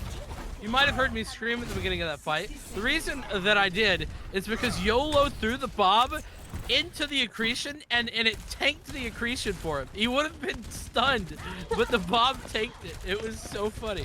I could wait. What? YOLO? Why are you here? Stop! This isn't allowed. Oh my gosh, free firing from the back line. Please turn around, please address him and put the pressure on him. There he is. Raven taking on the duel, trying to find it, but can't quite get it. It's gonna be Rockford Rangers still coming out on top for that, regardless of all the work Purple Eagles are putting in. Yeah, and this is looking like King's Row all over again, to be honest with you, unfortunately. And oh no, a wall in the spawn door is not what you like to see. YOLO, I stop thought it, YOLO was please. gonna get spotted with that bubble. Doesn't get spotted though. Stargamer goes ahead, pops the blade, trying to get any work done, but gets taken down before. Now we see here Roman on the point, trying to do the best, but overtime bar is gonna trickle down, and it's gonna look like Rockford Rangers goes ahead and takes a solid first round defense. Well, yeah, solid is certainly a word I could use to describe that. Absolutely wonderful, incredible. Those are also words that I could. Yeah, true. And definitely flawless. Like certainly a very strong position to be in here. The Rockford High School Rangers doing work and putting the Purple Eagles down just a little bit. Unfortunately for them, is now they look to the attack. As honestly, I mean, all they got to get is a tick here, Sid, and I don't see a world in which the Purple Eagles can get this full hold. But maybe, just maybe, this is the time. This is their Alamo. We will have to see. This is the game of Overwatch, and I would argue that complacency is one of the biggest downfalls of many teams, and that does not hold true for just Overwatch. This is for all sports across the board. Complacency will cause you to fail and lose. So before we seal the deal on anything, I want to make sure Rockford, is still taking this seriously enough and looking to keep that really crisp, clean gameplay that we've seen from them. Well, I mean, I want to give props to them actually, because they actually have been taking things very seriously the whole time. I mean, yeah, like sure, there's been the spawn stuff, but like that happens. It is what it is. If you're there, and oh no, YOLO nearly gets taken out there. Roman able to get away though, fortunately. That trap coming in clutch, keeping a few people at bay at the door, but oh man, it is Rockford now coming up big in the kill feed. They've taken down a couple people, but the hook comes through. The shield saving his teammate here. Snow doing such great work on that front. Now he goes for the long pin, doesn't quite hit the Zen, but oh, poor Zinko just caught in the corner, gonna be left there. Left there to pretty much just be as much of a threat as they can, but that's going to close the deal and give Rockford the victory here on Hanamura and for the series. Yeah, that was a dominant one. Uno, dos, and adios. Rockford saying goodbye to the Purple Eagles as they take the, very well-deserved victory. I don't want to take anything away from these guys who had a great, phenomenal game in the Rockford Rangers did. But you know what? Again, it happens. It is what it is. Unfortunately, I think that is where the Purple Eagles probably, I think they don't have any chance to go through at this point. I don't believe. I'm saying that. I don't know exactly how the group stage works, but I'm assuming top 2 goes through is what I have heard.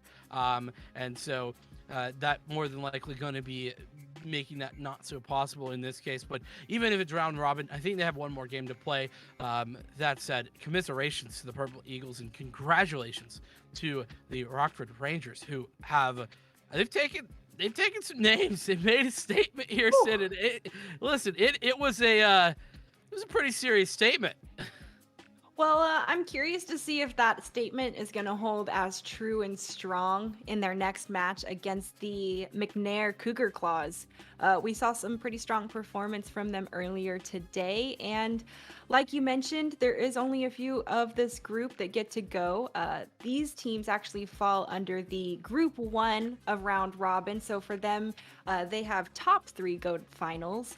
The other stage has one less team, so they get 2 instead. But they're here fighting it out, and I don't think Rockford Rangers is going to have quite the same experience in their next match coming up. I have to agree with you. I do think that it's going to be a bit more of an interesting game with a bit more back and forth. All of that being said, that's coming up very shortly. So we are going to have, I believe, still going to have an interview here from the Rockford Rangers side of things, if I'm not mistaken. And in addition to that, after that, we will be back with yet another game. So we're going to put a pin in it here, though, and we're going to go to a short little break whilst we get that prepared. We'll be back with an interview with one player from Rockford Rangers.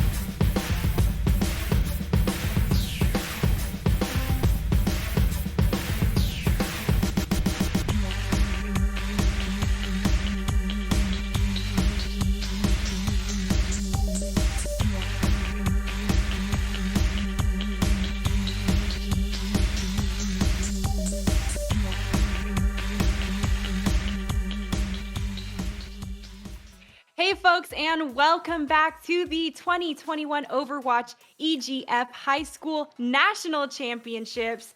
We are here with YOLO from our victorious team of our previous match, Rockford High School. YOLO, welcome to the interview and the broadcast here. Fantastic job playing, and congratulations on your last 2 wins. What are you guys, how are you guys feeling, and what's your mentality going into your last match of the day? I think we're feeling good about this, and I think we're just gonna keep our rolling streak and just try and take out the next team and keep going through the tournament. Nice. Has there been anything specifically you've done to either prepare for the national championships or maybe for this game in particular against McNair's Cougar Claws? Uh, we've mostly just been focusing on team comps recently and just trying to put stuff together for all the maps and just going through and just doing our best to figure something out that'll work with our skills. Well, I mean, y'all's skills were certainly on display in that prior matchup, simply looking so strong. Kind of whenever you guys were getting into that matchup, what was the mindset going in there? Were you guys confident from the start, or was it just confidence starts rolling after the sort of dominance performance over on map 1? Yeah, I think it was more that we know we've had experience with most of these teams before, just because playing them in the season, and now we know, hey, we know we can beat this team. We've done it before, so let's go out there and do it again and do it our best. Oh, well, okay. So speaking of teams that you may or may not have played before, let's talk about the McNair side, the Cougar Claws. Have you guys played each other, number one, and are you confident going up against them in the next one? I think this is probably one of the harder matches that you guys will have played. Yeah, I think we did play them in the season. I think we did beat them there, and I think we also did scrim them early on in the season a while back, and we also beat them there. So we're keeping our heads up, and we're hoping that we can take them down again. Nice. Well, we saw some cheeky backline plays coming out from you in the previous match. Do you think that you'll get to flaunt some of those skills again, or do you think you might have to play a little more conservatively? Might have to play a little bit more conservative against this team, but you never know. If I see the opportunity, might have to take it. Hey, that is what we like to hear, and that's how you, really get the edge over the other guys. Hmm. Before we close out, of course, there's been a lot of people who have helped you get here. Is there anyone that you want to shout out in particular, or say hello or thanks to for, everything that they've done? I'd like to say hi to my family, who's somewhere right now, I think. All right, well, I hope they're watching. And I also want to shout out Savage FTW, because he's kind of been like the person who's kind of gotten me to this level of play in Overwatch, because I was not very good a few months ago, but then I just started playing with him and just gotten so much better. Nice. Well, that's actually really great to hear of, teammates lifting each other up. That's what you're supposed to be doing, and that's how you guys are performing as well as you did today. YOLO, thank you so much for joining us. Congratulations on your previous victories, and break a leg in your next match Hmm. against the Cougar Claws. Yeah. All right, folks. All right. So, moving on, like we mentioned, we are going to see our last match of the game. It's going to be the Rockford High School Rockford Rangers going up against the McNair Academic High School Cougar Claws. Vincent, we Oh. saw these guys both before already. So, what's going through your head? Man, I got lots of plays going through the head right now. I'll be honest. This is a pretty exciting matchup, to be completely honest with you. I think that this is certainly going to be the closest series that we've had today. That would definitely, it would surprise me if we see a 3-0. I think that there's a chance of it, but I think it's a low one. That also said, we are going to be playing this game primarily for seeding.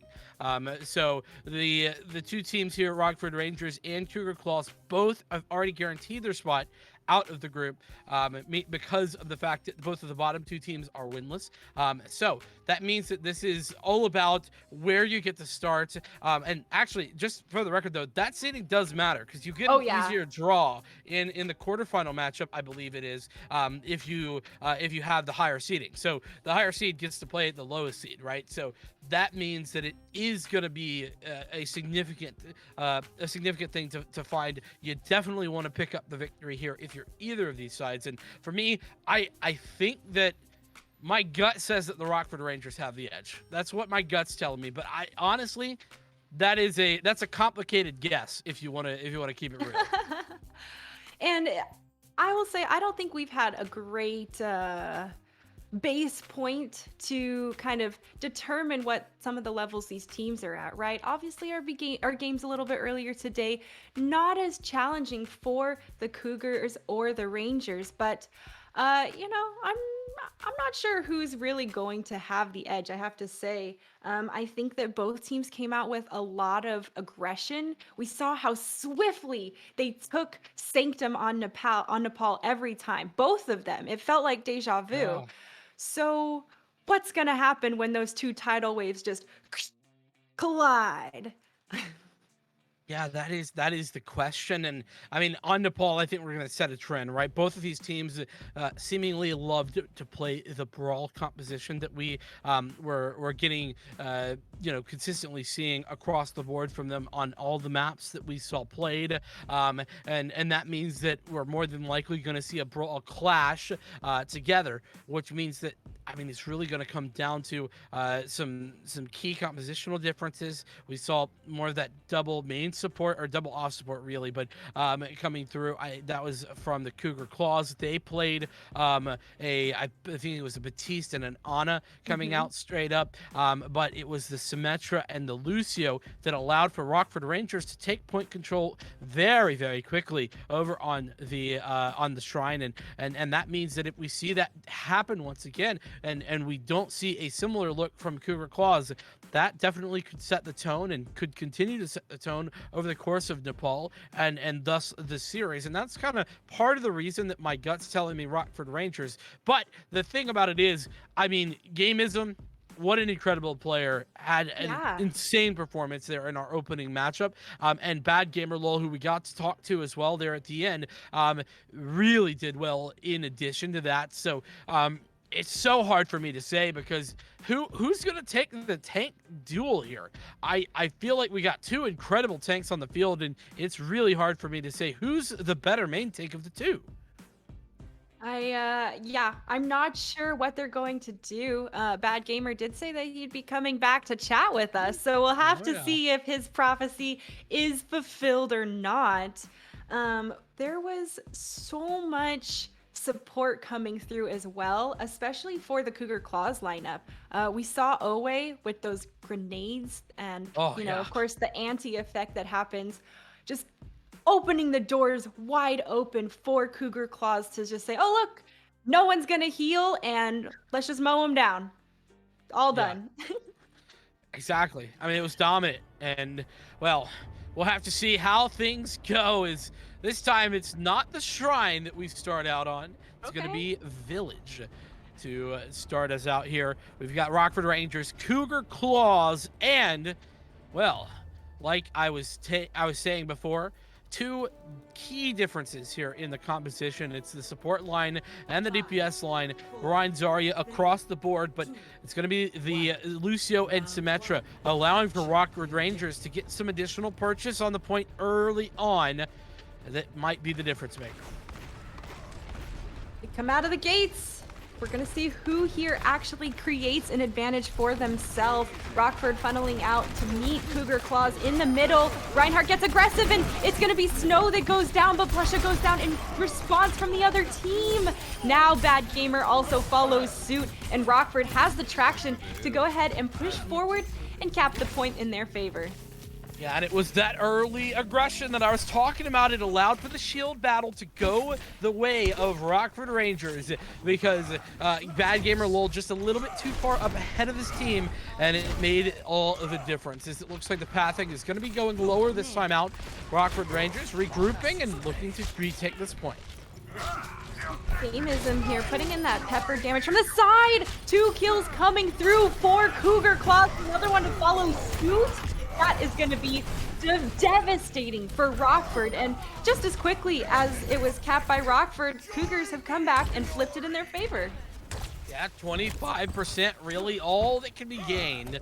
That said, there is going to be some ultimates coming up online for both sides, and that means that we're going to honestly see a little bit of a Q fest here as we move in. Cougar Claws, slight advantage, I would say, considering the Earth Shatter, but I mean it's awful close. Gamism here on this top area as the Hanzo. The opposing Hanzo is on Savage, going to spot him out, push the pressure, force him back, but now Rockford getting aggressive. They're moving around and looking to take that angle. Gamism is the first person to go down, and the Shatter goes straight into the shield. Snow has it up and keeps it up to protect his team. Now Rockford is getting aggressive. They've taken down a couple people, but that Matrix, oh man, it came through. It took down YOLO, even though it was shot through his own Ant Matrix. And now Cougar Claws are continuing to hold the point here. Those dragons, oh, that just turned the fight for them, taking down Bad Gamer there. It is a Baptiste trying to do his best to stall out the point with his fellow healer, but it is going to be very, very difficult as Cougar Claws continue to hold the point.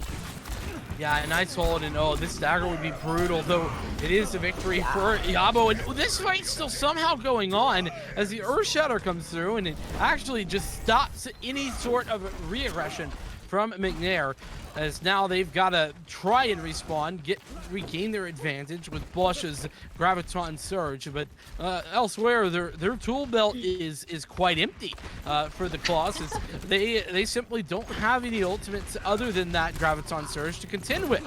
Oh, and YOLO picks off both supports to open up the fight. That's going to be a total uphill battle for McNair here, and yeah, resets coming through, Vincent. Oh my goodness. I mean, talk about how to pick them out.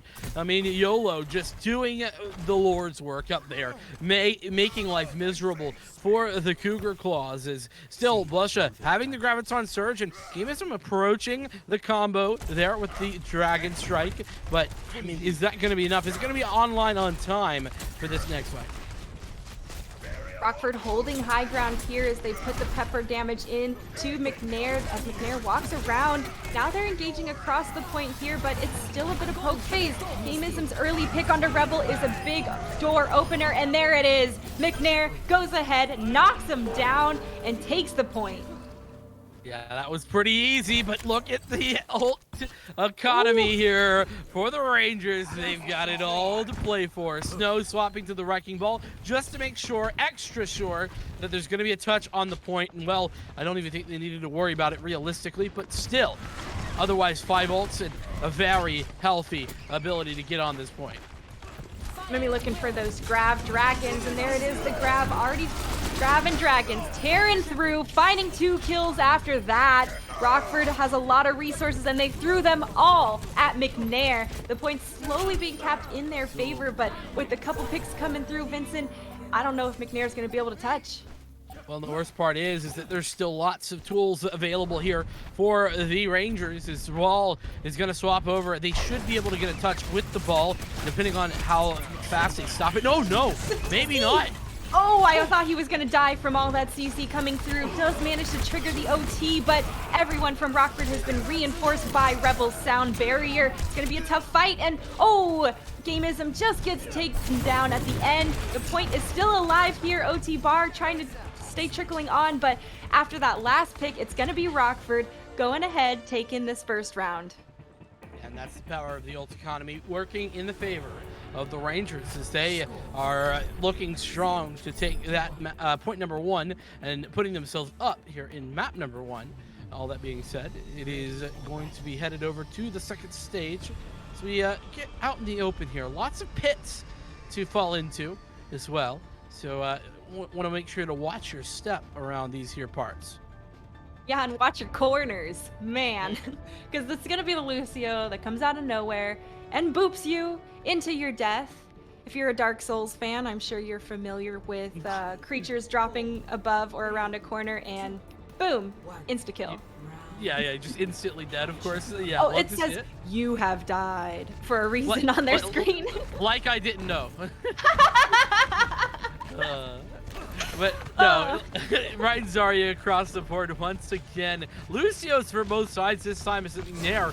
It seems that, oh wait, it's not having the success on that on as before. The flashbang into the Reinhardt shield there. Savage followed up with storm arrows, and the damage was too much. Took down Bad Gamer right out of the gate, and after that, Cougar Claws did not have anyone to shield them from the incoming damage. Oh, nobody at all, and oh no, random Gamer, that might be a bit too far up. Might get caught out here, and indeed does. What a nasty stagger that one is. Sid, you're gonna want that one back for sure. And as well, Rockford, they've got some ults coming up online. Gonna have the Ant Matrix, gonna have the Deadeye very shortly, as well as Snow, far ahead of Bad Gamer Lul on the Earthside. And that also has to do with the fact that he's been alive for just longer in general. He's getting aggressive though, Snow, trying to find some of that damage on the front line. Big fire strike, and the real question is, Vincent, when is this Earth Shatter going to come through? Is he going to hit everybody, or just walk past the Rhine Shield and hit the remainder of the team behind? Getting aggressive, and now moving forward, the grab is thrown, and of course, there is Savage's Dragons to follow up, and it is a feast for them, Vincent. Oh, that is a nasty 6-man there for Savage. The sextuple kill coming through, making it look quite simple. Exactly, yeah, I mean, almost certainly play of the game, you would imagine. Still some ults online here for Rockford, though now some tools available here to the Claws as they look to do the same rotation. I like that they sidestepped that Ant Matrix from Blue. Blue's not going to get nearly as much value as he was looking for through it, but the Earth Shatter just around the edge finds quite a few people, but the high noon to follow up from YOLO was beautifully timed to zone anyone from McNair back from following up the big Death Blossom, and now McNair comes up with the kills. That was the damage they needed, and Vincent, they finally have turned the fight in their favor and capped the point. Indeed, they have. That said, it took a whole lot out of them. This game isn't really the only one who's going to have an ult online right now. Blush close behind with the Graviton Surge, but this, I mean, this Earth Shatter is still available for Snow. Still has this up and online, and oh no, that's a devastating. Oh, all alone. Oh. Caught out and taken down. That's going to be a big disadvantage for McNair, losing the Zarya. That main tank provides a lot of utility. And now Rockford just gonna waltz right onto the point. There's 90% left and counting, so McNair cannot afford to lose too much.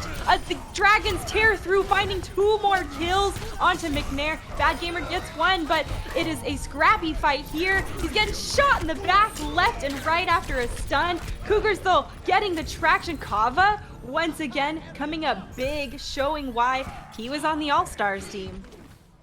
Game had some last second swapped over to the Doomfist. I wonder if that's going to stick. Looks like it is for now. And indeed, yeah, Game is returning to the fray. I mean, Blusher has his Graviton Surge. That's the key ultimate here for this next fight. Needs to find a good opening for it, but that should be pretty simple. Yeah, the follow-up is going to have to be there too if they need to get, if they're going to get any traction on that. And Rockford's having a bit of a hard time pushing out of this small room. Bit of their own medicine than as to what they were doing to Cougar Claws previously, but now they've broken through. They're caught in the grab though, and there are so many of them. The Immortality Field saves them for a while, but the slam comes through from behind, and Kava's Death Blossom is going to be too much. The point still in favor of McNair. Big mistakes there from Rockford, taking far too long, allowing for McNair to just farm ultimates left, right, and center. Kava had used his ult last fight, has had it again, and making life miserable. As now the recontestation comes through. YOLO gonna have a Deadeye, might use that to just make some space here. That's probably the best case scenario. Grab is thrown here, and it's a feast for the Dragons once again, getting only one kill this time. The Immortality Field was there, but now Rockford has gone ahead and captured the point in their favor. They kept everyone from McNair off, and the kills are still coming through. That's going to be a point cap and a win for Rockford Rangers, opening up the series.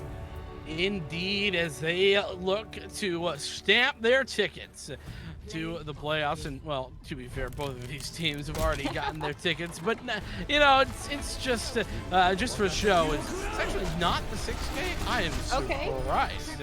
I mean, this is good enough. I mean, 3.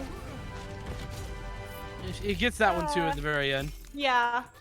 I'm You know, sure how I'm that happily works. wrong about play of the game. You never know what the algorithm Overwatch picks for that is. I know, man. That algorithm is a tricky beast to contend with at the best of days, and we've just been had by it. We were so sure. That's probably the I reason. totally it's thought not. I was. Yeah, no, I was with you. I was totally with you. But a map 1 victory here for the Rangers means Cougar Claws get an opportunity to counter pick, and that's a spicy, proposition, I think, considering that we got Kings Row or Blizzard World. Yeah. Curious to see what they pick. Obviously, you know, in our last rounds, they were the victors, so they never got a chance to pick the map. They chose the sides first, but Kings Row and Blizzard World yield for 2 very different team comps, and of course, we're going to the comfort pick of Kings Row. Most teams love it. For casters, it could be a little snooze row since we do it all the time, but it usually means there's a Rein Zarya, and that is going to be an up-close and personal fight.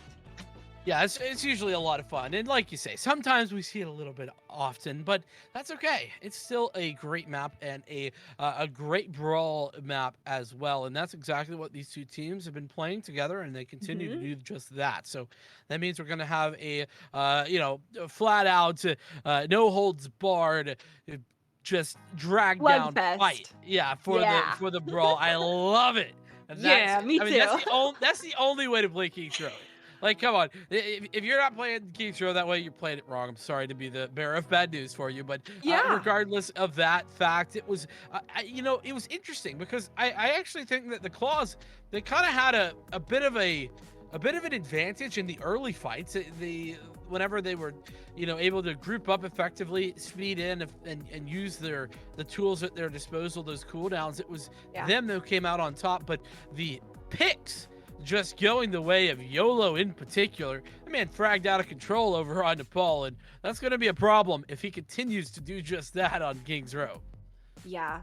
That type of damage and effect being outputted from a DPS player is the reason why they are such a major threat. And I mean, of course, we all love those flashy plays, and they were stunning. He just continued to pepper them from behind and chunk them down, catch them when they're not looking. And I really, really want to see the awareness raised about YOLO and the threat level he brings.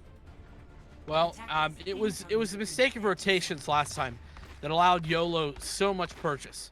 And it was actually the lack of a Lucio because those rotations happened so slowly. Lack of a Lucio still to be here for the Cougar Claws. McNair looking to have the more healing as opposed to the more utility, though utility not something that Owe is lacking in fairness, as Rockford. This is an interesting comp. Okay, no, I thought for a second we were going to see real double bubble, and I was going to be very happy and very impressed. But no, oh my goodness, YOLO, please, this is just disgusting. Like, Didn't that happen in our last map with him opening up on a pick like that? Yep. Probably, yeah. And both Reinhardt's now also taken out of the equation early. That's going to put the advantage over for Rockford since they got that first pick, and now, as quickly as the doors opened, they are capping the second tick and looking to make it a third. Nice picks there from Gamism on the back end. It is going to force some respawns, but those respawns are negligible at the time here. as they're going to get short spawned with the rest of the team. But a good aggression here. I love what they're doing, Cougar Claws. Getting up on this angle, this is exactly where you want to be playing if you're playing on Brawl, and well, they're doing it to perfection, and Bad Gamer Lowell is going to want to take advantage of the ult charge advantage that he already has. Deep damage coming through, but it's going to be Savage taking down Gamism to open up the fight. Now Rockford's going to move forward, and the fan that hammers a lot of damage coming through. Of course, YOLO gets another kill as they continue to aggress forward and take that space. Yeah, not only space, but taking heads along with it as well. These Rangers, they're scouting ahead, and they're doing the work to find pick after pick. That said, the advantage I was discussing for Bad Gamer Lowell, it's disappeared. It's Snow. It takes the opening duo of the Reinhardt, takes that first Earth Shatter, but it should be both of them who have it online for this fight. Seemingly this additional, healing not working out. Or people caught in that. Kava goes ahead and follows up, but it's not going to be enough. Cougar Claws just repels after the Earth Shatter engage, no problem. And, well, when Kava was watching their back, they were not worried. No worry whatsoever.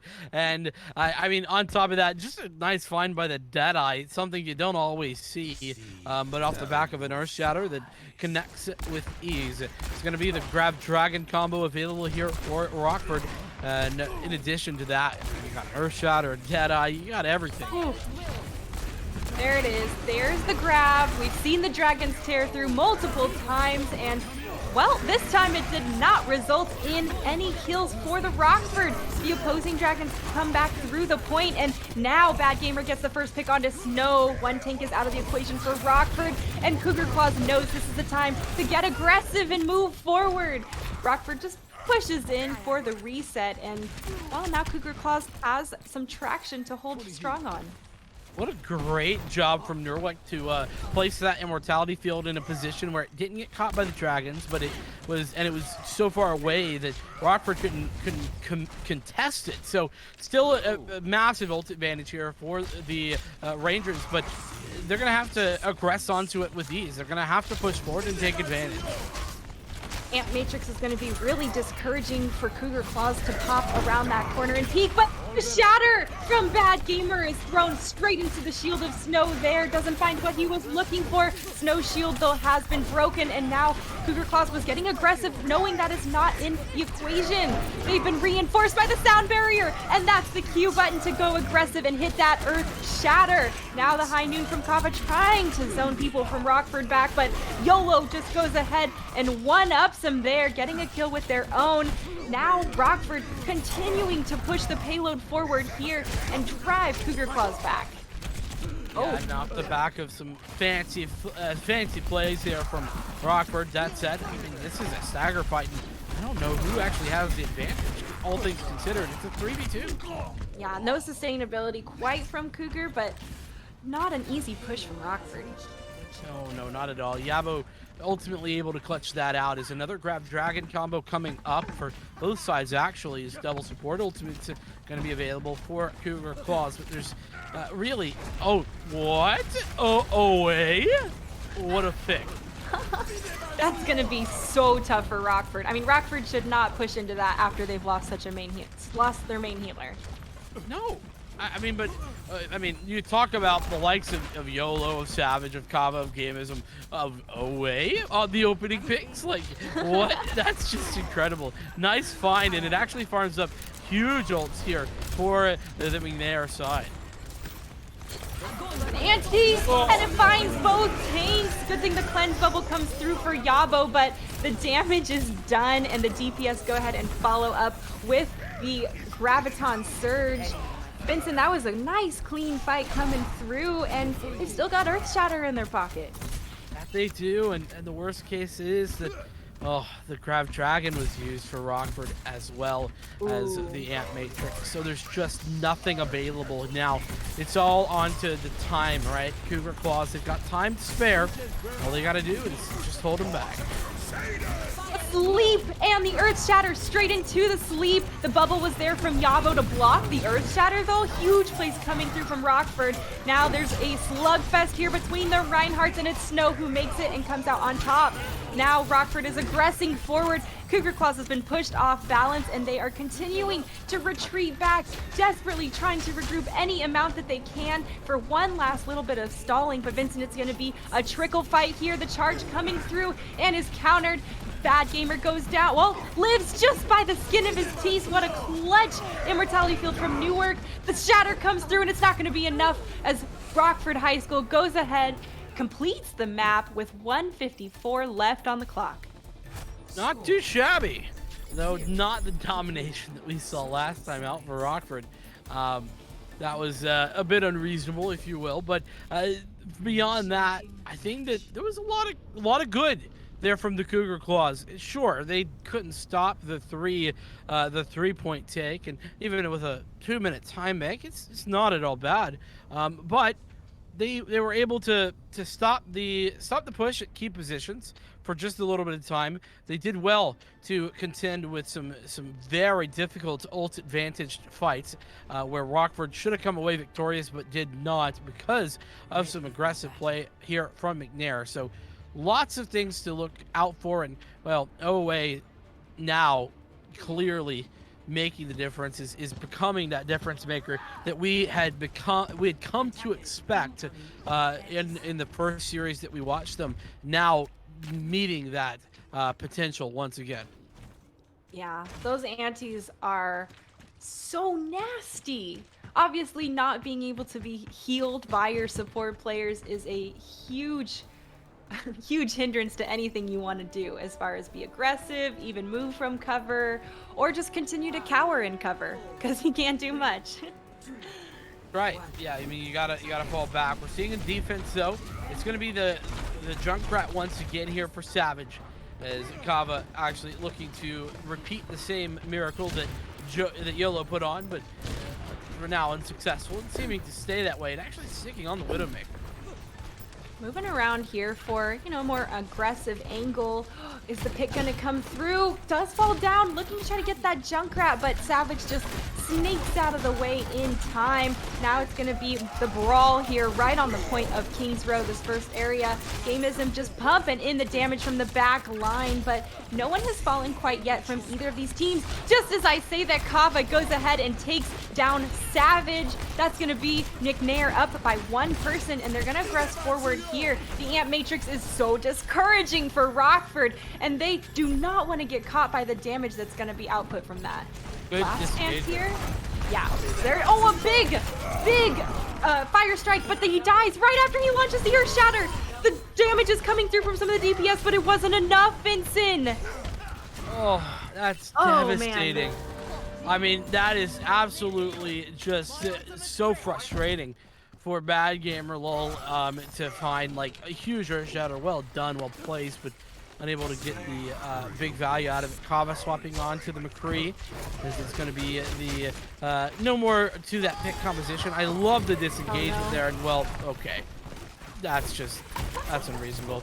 No chance. Fire for you. Yeah, I mean, you just gotta wait, right? Like, Yeah. no chance to re-engage anymore. As now, I mean, there's still some tools to work with here for Cougar Claws, but they are certainly now on the back foot.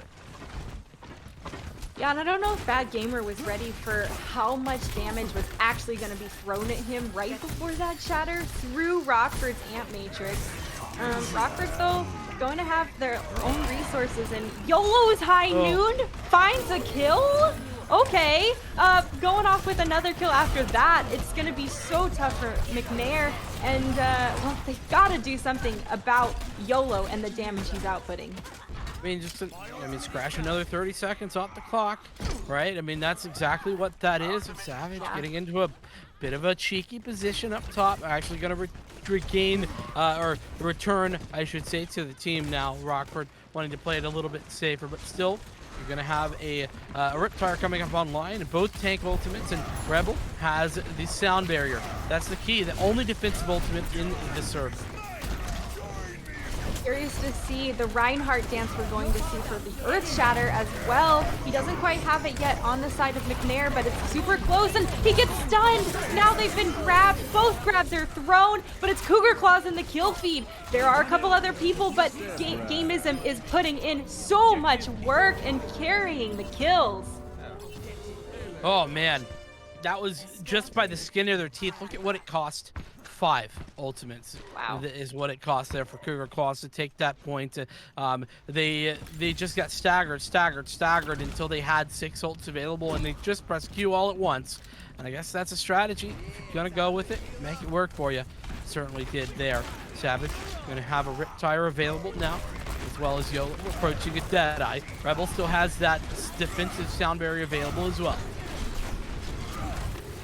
Hear the Riptire in the back. Now we're seeing where it's gonna pick, and Oh. the Immortality Field is there. Newark reads it like a book and pops it just in time. Nobody is killed from it. Kava comes around the back, does pay for it with their life, but the Amp Matrix now from Newark is going to enable McNair to be aggressive. They know they can move forward, and look at that. Rockford getting herded back behind the second checkpoint here. They know they need to regroup even more now that Blue has been taken down on top of that, and McNair is just going to continue to cleave aggressively forward here. This is where you want to be, swinging away, preventing Rockford from getting any space, and keeping the pressure on, making it difficult for them before they have a chance to engage again. Good block coming through from Snow on that anti-nade, but the Shatter, it doesn't find anything from Bad Gamer. It does connect with one person from Snow's end, but it's not going to be enough. No one was there to finish them off. Rockford did go ahead and pop their own sound barrier to keep themselves up, but Cougar Claws were ready, and they are outputting the damage to take them down. Yeah, and well, whilst it was a dicey first point push, this has been a dominant point 2, and what looks to be the start of point 3 as well. Yolo getting bio-nated there from the depths, but is ultimately not going to be punished for it. It's been Gameism who's just found kill after kill here, and so many openings. There's going to be a Grab Dragon available, but one close by as well here for Blush. Ooh, and pick coming through, and actually exchanges all around for both teams. It's still McNair coming out strong though, and Vincent, they have got the momentum they need to continue moving this payload forward. These late picks onto Rockford are even more devastating, and right now Rockford's gonna have to do everything in their power to regroup and recontest. I mean, are they even going to be able to get on? This is going to be dicey. I think they should touch, but still Grab Dragon available. Yeah, and Grab Dragon has been a wombo combo for them. Kava opens up though with their Deadeye kill. The Grab Dragons are launched through. Doesn't find a kill. There it is. Bad Gamer is picked up on the tail end, and the Grab Dragons comes back and saves them just before third point's capped. Yeah, you can't be pushing that, not without your main tank, but unfortunately Gameism has already used his half of the Grab Dragon combo for the other side. You need a Blusha. He's going to have to do it all alone. That said, the help available from Oways, who might want to throw a Nano Boost onto Bad Gamer and let him swing away. And well, Snow taking one down early. That's a nice start. And you said it before, it's like another 30 seconds off the clock with a pick like that coming through. And, well, Rockford going to continue to hold this defensive point as they wait for McNair to come back into the maws of their trap.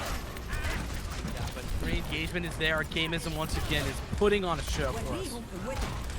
High ground from Yolo, looking for those picks. He can't quite find Liana. She gets laid down on the ground, and it's going to be Snow with the Fire Strike that finishes her off. Now Cougar Claws trying to get aggressive, but Rockford has decided they're going to hold strong like the rocks they are and continue to repel McNair backwards.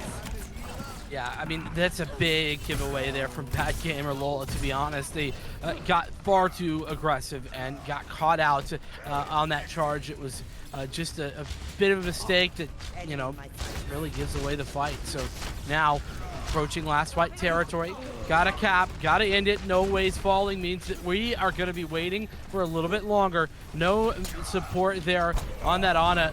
Definitely. Oh no, Bad Gamer. You gotta be careful, dude. Those logs, they're freaking thick, man. Wow, that stressed me out for him. Just not paying attention to the headshots being thrown at him from the sniper. Game-ism, though, getting aggressive. He's got that dragon online and it's taken out before he can launch his dragons. Now Always is in the back, just being peppered and pressured by YOLO. Can't quite get the healing lines they need to keep McNair alive. Bad Gamer goes for the pin, doesn't quite find it, but it is going to be Rockford continuing to take down McNair and cleave through anyone who comes forward. OT Bar is going to trickle down, and that is going to be another victory for the Rockford Rangers. Yeah, and there's times in which the Cougar Claws look as if they have the advantage. It's there or thereabouts, but by the end of the matchup, by the end of the game, it's just that little bit at the very end that gives Rockford Rangers the ability to go all the way and take advantage of the small mistakes that we were talking about there at the very end. Unfortunate is what it is. I agree with you. And Cougar Claws definitely had a much stronger showing, especially on this King's Row map. There were times where I was like, wow, they found a way to push Rockford Rangers off balance and really continue keeping that momentum. But Rockford held strong. They found their footing and managed to continue to hold the last point defensively. So obviously great job to them as well. Yeah, no, phenomenal job. I mean, they did wonderful way of just being able to get that initial push, right? They had 2 minutes on the clock, and their actual, what really put them over the edge, I think, was that initial hold on A, and just allowing for them to kind of get that extra ability to stand strong. As we take a look at the map that we're headed to for map number 3, what could potentially be the final map of the series. I said I didn't expect a 3-0, but right now it's looking like it might be a possibility. Volskaya Industries, we're headed to Russia as, honestly, this map, it certainly is one that I expect to be another close affair. Yeah.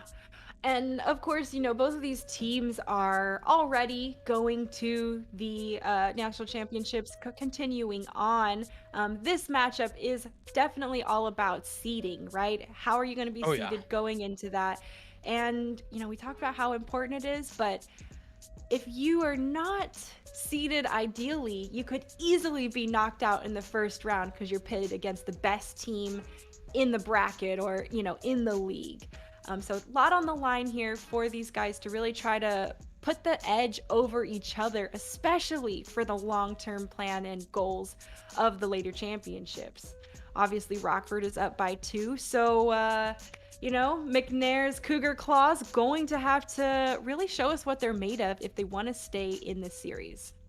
Yeah, but they're going to have to do it in reverse sweep fashion, Sid. And that is a tough ask you have to be honest about. And I think that that realistically, we're getting to the point where if Rockford Rangers, if they take a dominant control of the start of this map, I think they're probably going to be able to pull it over the edge. That said, Cougar Claws, like you said, there was times right there that they convinced me, that they had me believing. I mean, they walked through the entirety of point 2, of stage 2, without even a contest, really, from the Rangers, and it was simple. It was I thought it was so well done. Then they hit number 3, and it was all the different stories.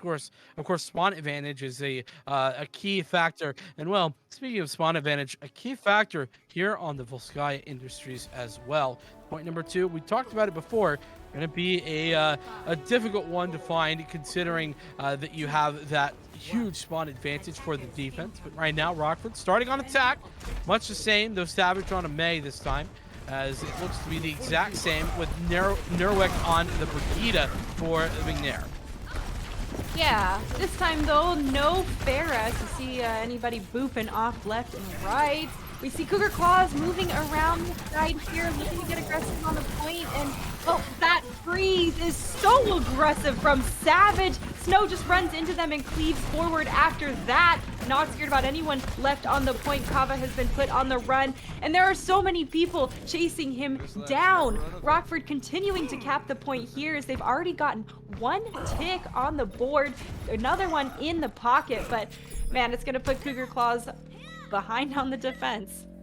Oh, yes, it will. And I talked about that as potential, and there's an opportunity for a snowball here. Sid, look at Blue, has the Ant Matrix available. That could farm up to a Snow and Savage all the way up to a Blizzard and a, well, just well-placed, if you will. If Snow is able to put down a Shatter, that could be deadly.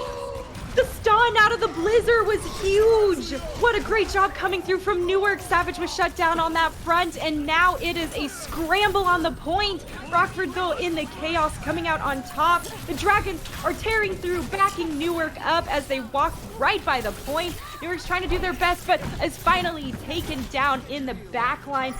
Rockford on the point, capping it 1 tick here. There's a little bit of pressure from the side, but can anyone contest? It's almost all the way capped in their favor, and McNair needs to be on the point. Kills are still flooding in for Rockford, and the grab sound barrier is going to be even tougher. And that is a very quick completion of round 1 from Rockford.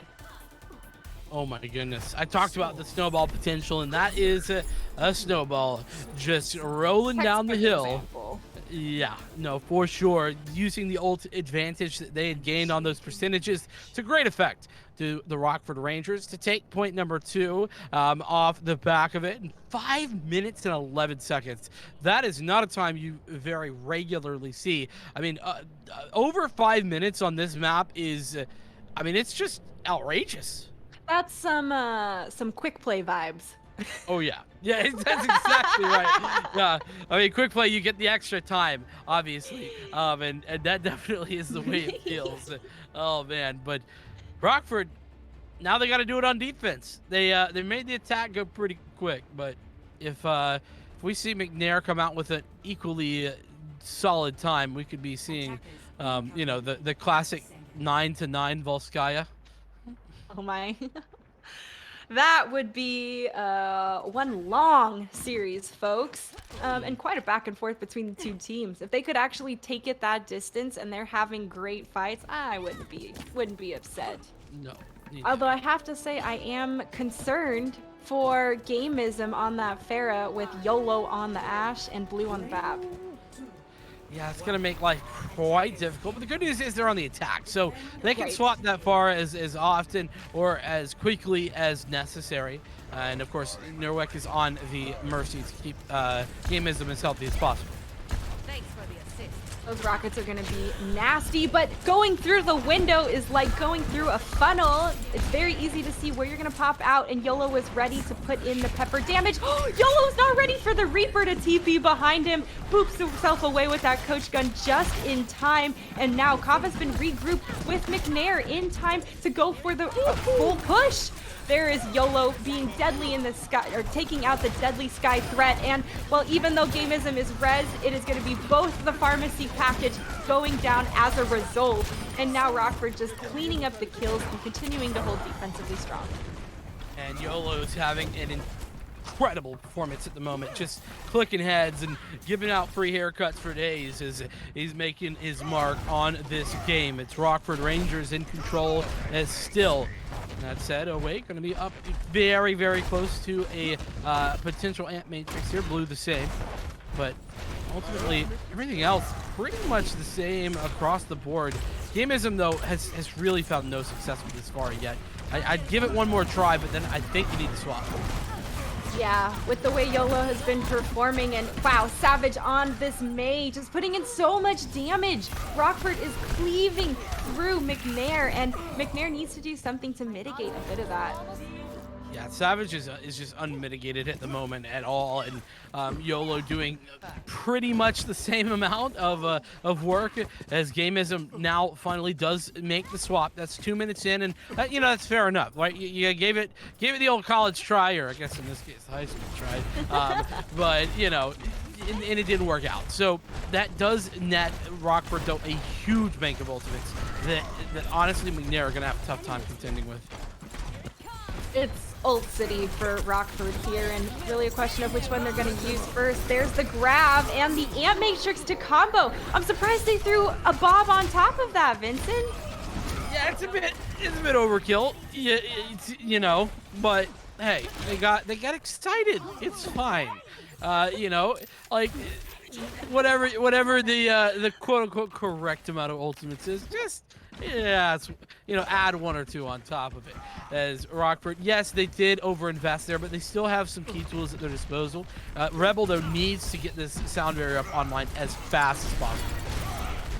Yeah, there's a lot of damage that could come through if he does not have it on the table, but oh, the damage coming through from Rockford just pushes McNair back away from the choke already. The Death Blossom from behind. It finds two people. Oh, that is devastating for Rockford. Rebel goes ahead and pops that sound barrier, but it is a scrappy fight here. Exchanges going back and forth. Now we can see that Rockford is still continuing to try and hold defensively strong, but Gamism is on the top, free firing, and it is going to be Bad Gamer with the fire strike still through that Ant Matrix, just chunking down Rebel right away. After this, it is looking like McNair is going to be able to cap this point and handle these trickling people from Rockford. Yeah, I mean, the trickle is over. No trickle left. It is a big ult advantage now for McNair. Look at this, grab Dragon online. And that's going to be hard to contend with. You basically just need to find a pick on Gamism or Blusha if you want to be able to win this next fight. Now, granted, already a better time bank, no matter how that happens for Rockford. YOLO. That was about as YOLO as it gets.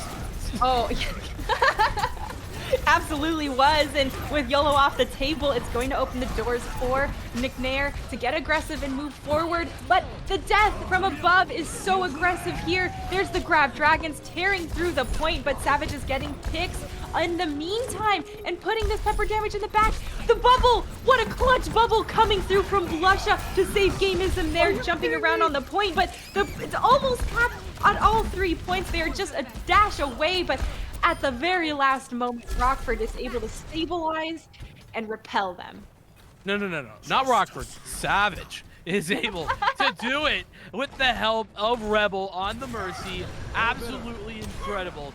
As, I mean, just unstoppable is what they seem right now. Rockford doing the work and making the difference. Savage going to have the Rocket Barrage available. That Gamer will also going to have an Earth Shatter, but is it going to be the difference maker, especially against Savage? I have no idea. There it is, a Savage Rocket Barrage coming through. He does go down for it, but that's okay. The damage has already been done, and McNair has been successfully pushed back again on this most recent push. Yeah, McNair trying to book their ticket into a victory, but their card's been declined, unfortunately. And, well, Rockford, they're the ones making that declaration. That said, big ult online now for McNair as they are going to eat their ult advantage every fight that they have. About 1:25 on the clock, with Gamism is struggling to find angles to take out this far Mercy. Dang, Savage is getting pocketed, and he is tough to take out of the equation. Every time he gets healed up, the stun isn't even enough. And did you see that bubble thrown on him for good measure as well? Wow, the team of Rockford is watching him, but McNair coming up big here in the kill feed. Another one goes down from them, but it is going to be a chaotic fight on the point, Vincent. YOLO just pretty much clutched it there, and Bob... I mean, maybe I should say Bob just clutched it there. Yeah, my good friend Robert on the point, doing the work, and YOLO doing so much as this Savage, just making themselves quite unhittable around these sky lanes. And well, I mean, it's going to be difficult in order to find him. The good news is for Gamism, if he gets to forward enough position, realistically, he could just pop a Deadeye and probably find Savage caught out in the open. Yeah. But it's all a matter of time. Is Yabo going to be up close enough to just find a quick and easy Graviton surge here? Oh. YOLO taken down early from this fight once again. A bit of deja vu, but of course Savage's Rocket Barrage is also deja vu. The Ant Matrix to top it off is even nastier, and now Blusha's trying to do everything they can to stay on the point and keep this alive, but Rockford has taken him down, and with that, Rockford takes a victory and this the set series. Oh my goodness. Honestly, Rockford, their DPS lineup, what? They might be in high school, but they ain't driving automatic because they got clutch in the car. And boy, was this, I mean, what an incredible turnaround from Savage, from YOLO. You're right, the DPS line just dominating. And well, Yabo taking that play of the game, well deserved, had some incredible plays on the Zarya. It's just the flashiness of that DPS play that has just taken our hearts and our minds and just planted itself in there. Right. Well, there's always the saying of offense sells tickets and defense wins games. Well, let me tell you, DPS, they sell tickets, they get all the flashy stuff. We know it's the tanks and the supports who are enabling them. Those bubbles, holy smokes, always there. If there wasn't a healing pocket, there was a bubble to save you from your mistake. Right? I mean, there was no such thing as over-aggressive because of the amount of pocketing that was happening for Savage there. Yeah. I mean, like the guys in their backline, he's like, no, it's fine. It's the meme of the guys sitting in the fire, like, this is fine. Like, it's whatever. Yeah, and then of course, they're just half the time wraithing straight through the enemy back to regroup with their own team and then continue the onslaught from the front line. So a lot of good communication and rotations of the players coming through. I was really excited to see all that. Yeah, I think well done for both sides. I don't think that Cougar Claws can feel aggrieved in any way in this matchup. Yes, they've lost 3-0, but in all fairness, I think all but the last map I think could have really gone either way. There was one fight on Nepal for both of those stages that goes a different direction, and it's Cougar Claws who take both of those points, and then same for King's Row. The Volsky industry is just a little bit more dominant, but with that being said, unfortunately, we're not going to be able to say hello to Bad Gamer LOL. I hate to say it, but the good news is we are going to be saying hello to one Rockford Rangers player. Don't know if that's going to be YOLO once again or someone different, but we're going to figure that out. And whilst we take that break, we're going to just take a moment. So don't go anywhere. We'll return in just a couple of minutes.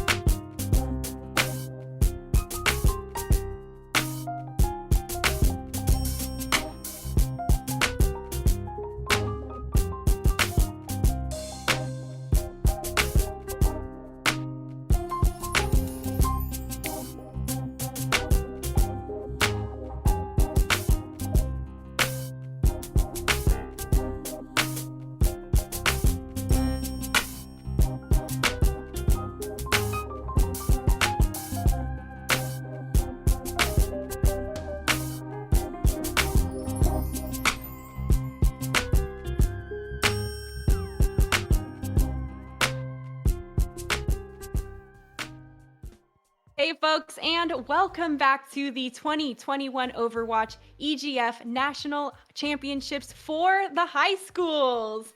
Yavo, congratulations on all three of your wins today. Fantastic job also gameplay wise in there, doing great work on that Zarya. How are you and your team feeling after the championships today and all the work that you've been putting in? We feel awesome. That win was amazing. We after that we thought that last game was it was a bit of more of a challenge than our previous games, but ever since we just finished that and we're just at high spirits and we're very excited. Nice, nice. Well, tell me, what's been your favorite or most memorable parts or thoughts of being on this team and with Rockford High? Obviously, esports is, more of the budding industry comparatively to some of the traditional sports routes. So, what's your experience been and, what about it is so enjoyable for you?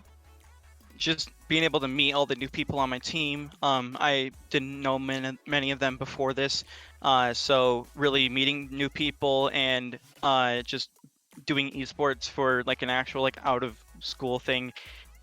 Just it was put together really well, and it was I just enjoyed that aspect of it. Yeah, I mean, you guys had an incredible performance today, and I mean, congratulations, like Sid said. But the question that I have for you guys, y'all had some crazy clutch factor right there. Ooh. It didn't matter how far down you were, how far out of it you looked. You guys were always able to bring it back. What was the team comms like when that was happening? It was just a total. Sometimes it was a bit of a mess, but we really had the team chemistry together, just engaging with each other and making sure that we all knew that it's gonna be okay. We got this, and ultimately we came out on top. You certainly did. By the way, I love the jerseys. They're absolutely amazing. Oh, I know they're amazing. Yeah, so I just wanted to mention that because we got to talk to YOLO earlier, and I mean that's just awesome. I wish that that existed when I was there in high school. But my final question for you is kind of moving forward. Is there anybody that you're sort of worried about playing here moving into the playoffs? Obviously, the only team you were unable to take the victory over was Crespi. So, is there anybody, them in particular, are you worried about taking them on? Oh, I think Crespi, I think is gonna be next time we go up against them. I think it's gonna go a lot differently than last time. Okay. And then there's also Richardson, which is another one of our questionable games that we are gonna be really practicing and gearing to win against them also. Well, I will be interested to see how that plays out and what you guys have been working on. We won't ask you to reveal any secrets here, but before we let you go, is there anyone you want to shout out or say hi to or thank for everything that they've done? Oh yeah. So the person who put this entire thing together, Miss Thalen, she was honestly like a key part of putting the entire esports club together. Without her, we would have none of this. And I would also like to thank my family and my friends for giving me great support, and also the team. It's crazy. Like this entire thing happened and it worked out, and I just thank pretty much everybody. Nice. Well, you played absolutely fantastic in your previous matches today. Gotta say, I saw those Zarya bubbles just enabling your DPS so much when they were maybe over the line of aggression just a bit. But they weren't worried. They knew you had their back, and I look forward to see, your continued quality of gameplay on that front. Once again, congratulations on your wins today, and good luck moving forward. You guys will be seated second, so hope you break a leg and get some W's in your upcoming matches. Thank you very much. Oh, all right, folks. And that was actually our last Overwatch match of the evening. Obviously, was a 3-0 here, but McNair definitely put up a very solid fight. That score is not accurate as to how close some of these games were and fights were. Um, Overall, though, we are going to be bringing our day to a close. Of course, we want to give a big thanks to everyone who made this happen behind the scenes. The producer today, making all of the magic happen for us and for the game. First Knights of Ni over here. So, of course, big thanks to you. I also want to call out Tyler Viking again. He's the guy behind the EGF scene, really putting the horsepower in to make these events come together, not just for Overwatch, but for a variety of games as well. So cannot count him out. He does so much behind the scenes. And of course, not last but not least, our collaborators, ESPN and Disney. Thank you so much for your support and for helping us put on such a fantastic national championships. Yeah, you'll love to see it. Thank you so much, everyone who's had the had the opportunity to tune in and come and check it out. It's been a pleasure, and on behalf of myself and Waffles for Sid, it's been a great time. So we will see you here next time on the EGF Overwatch channel. We'll see you then.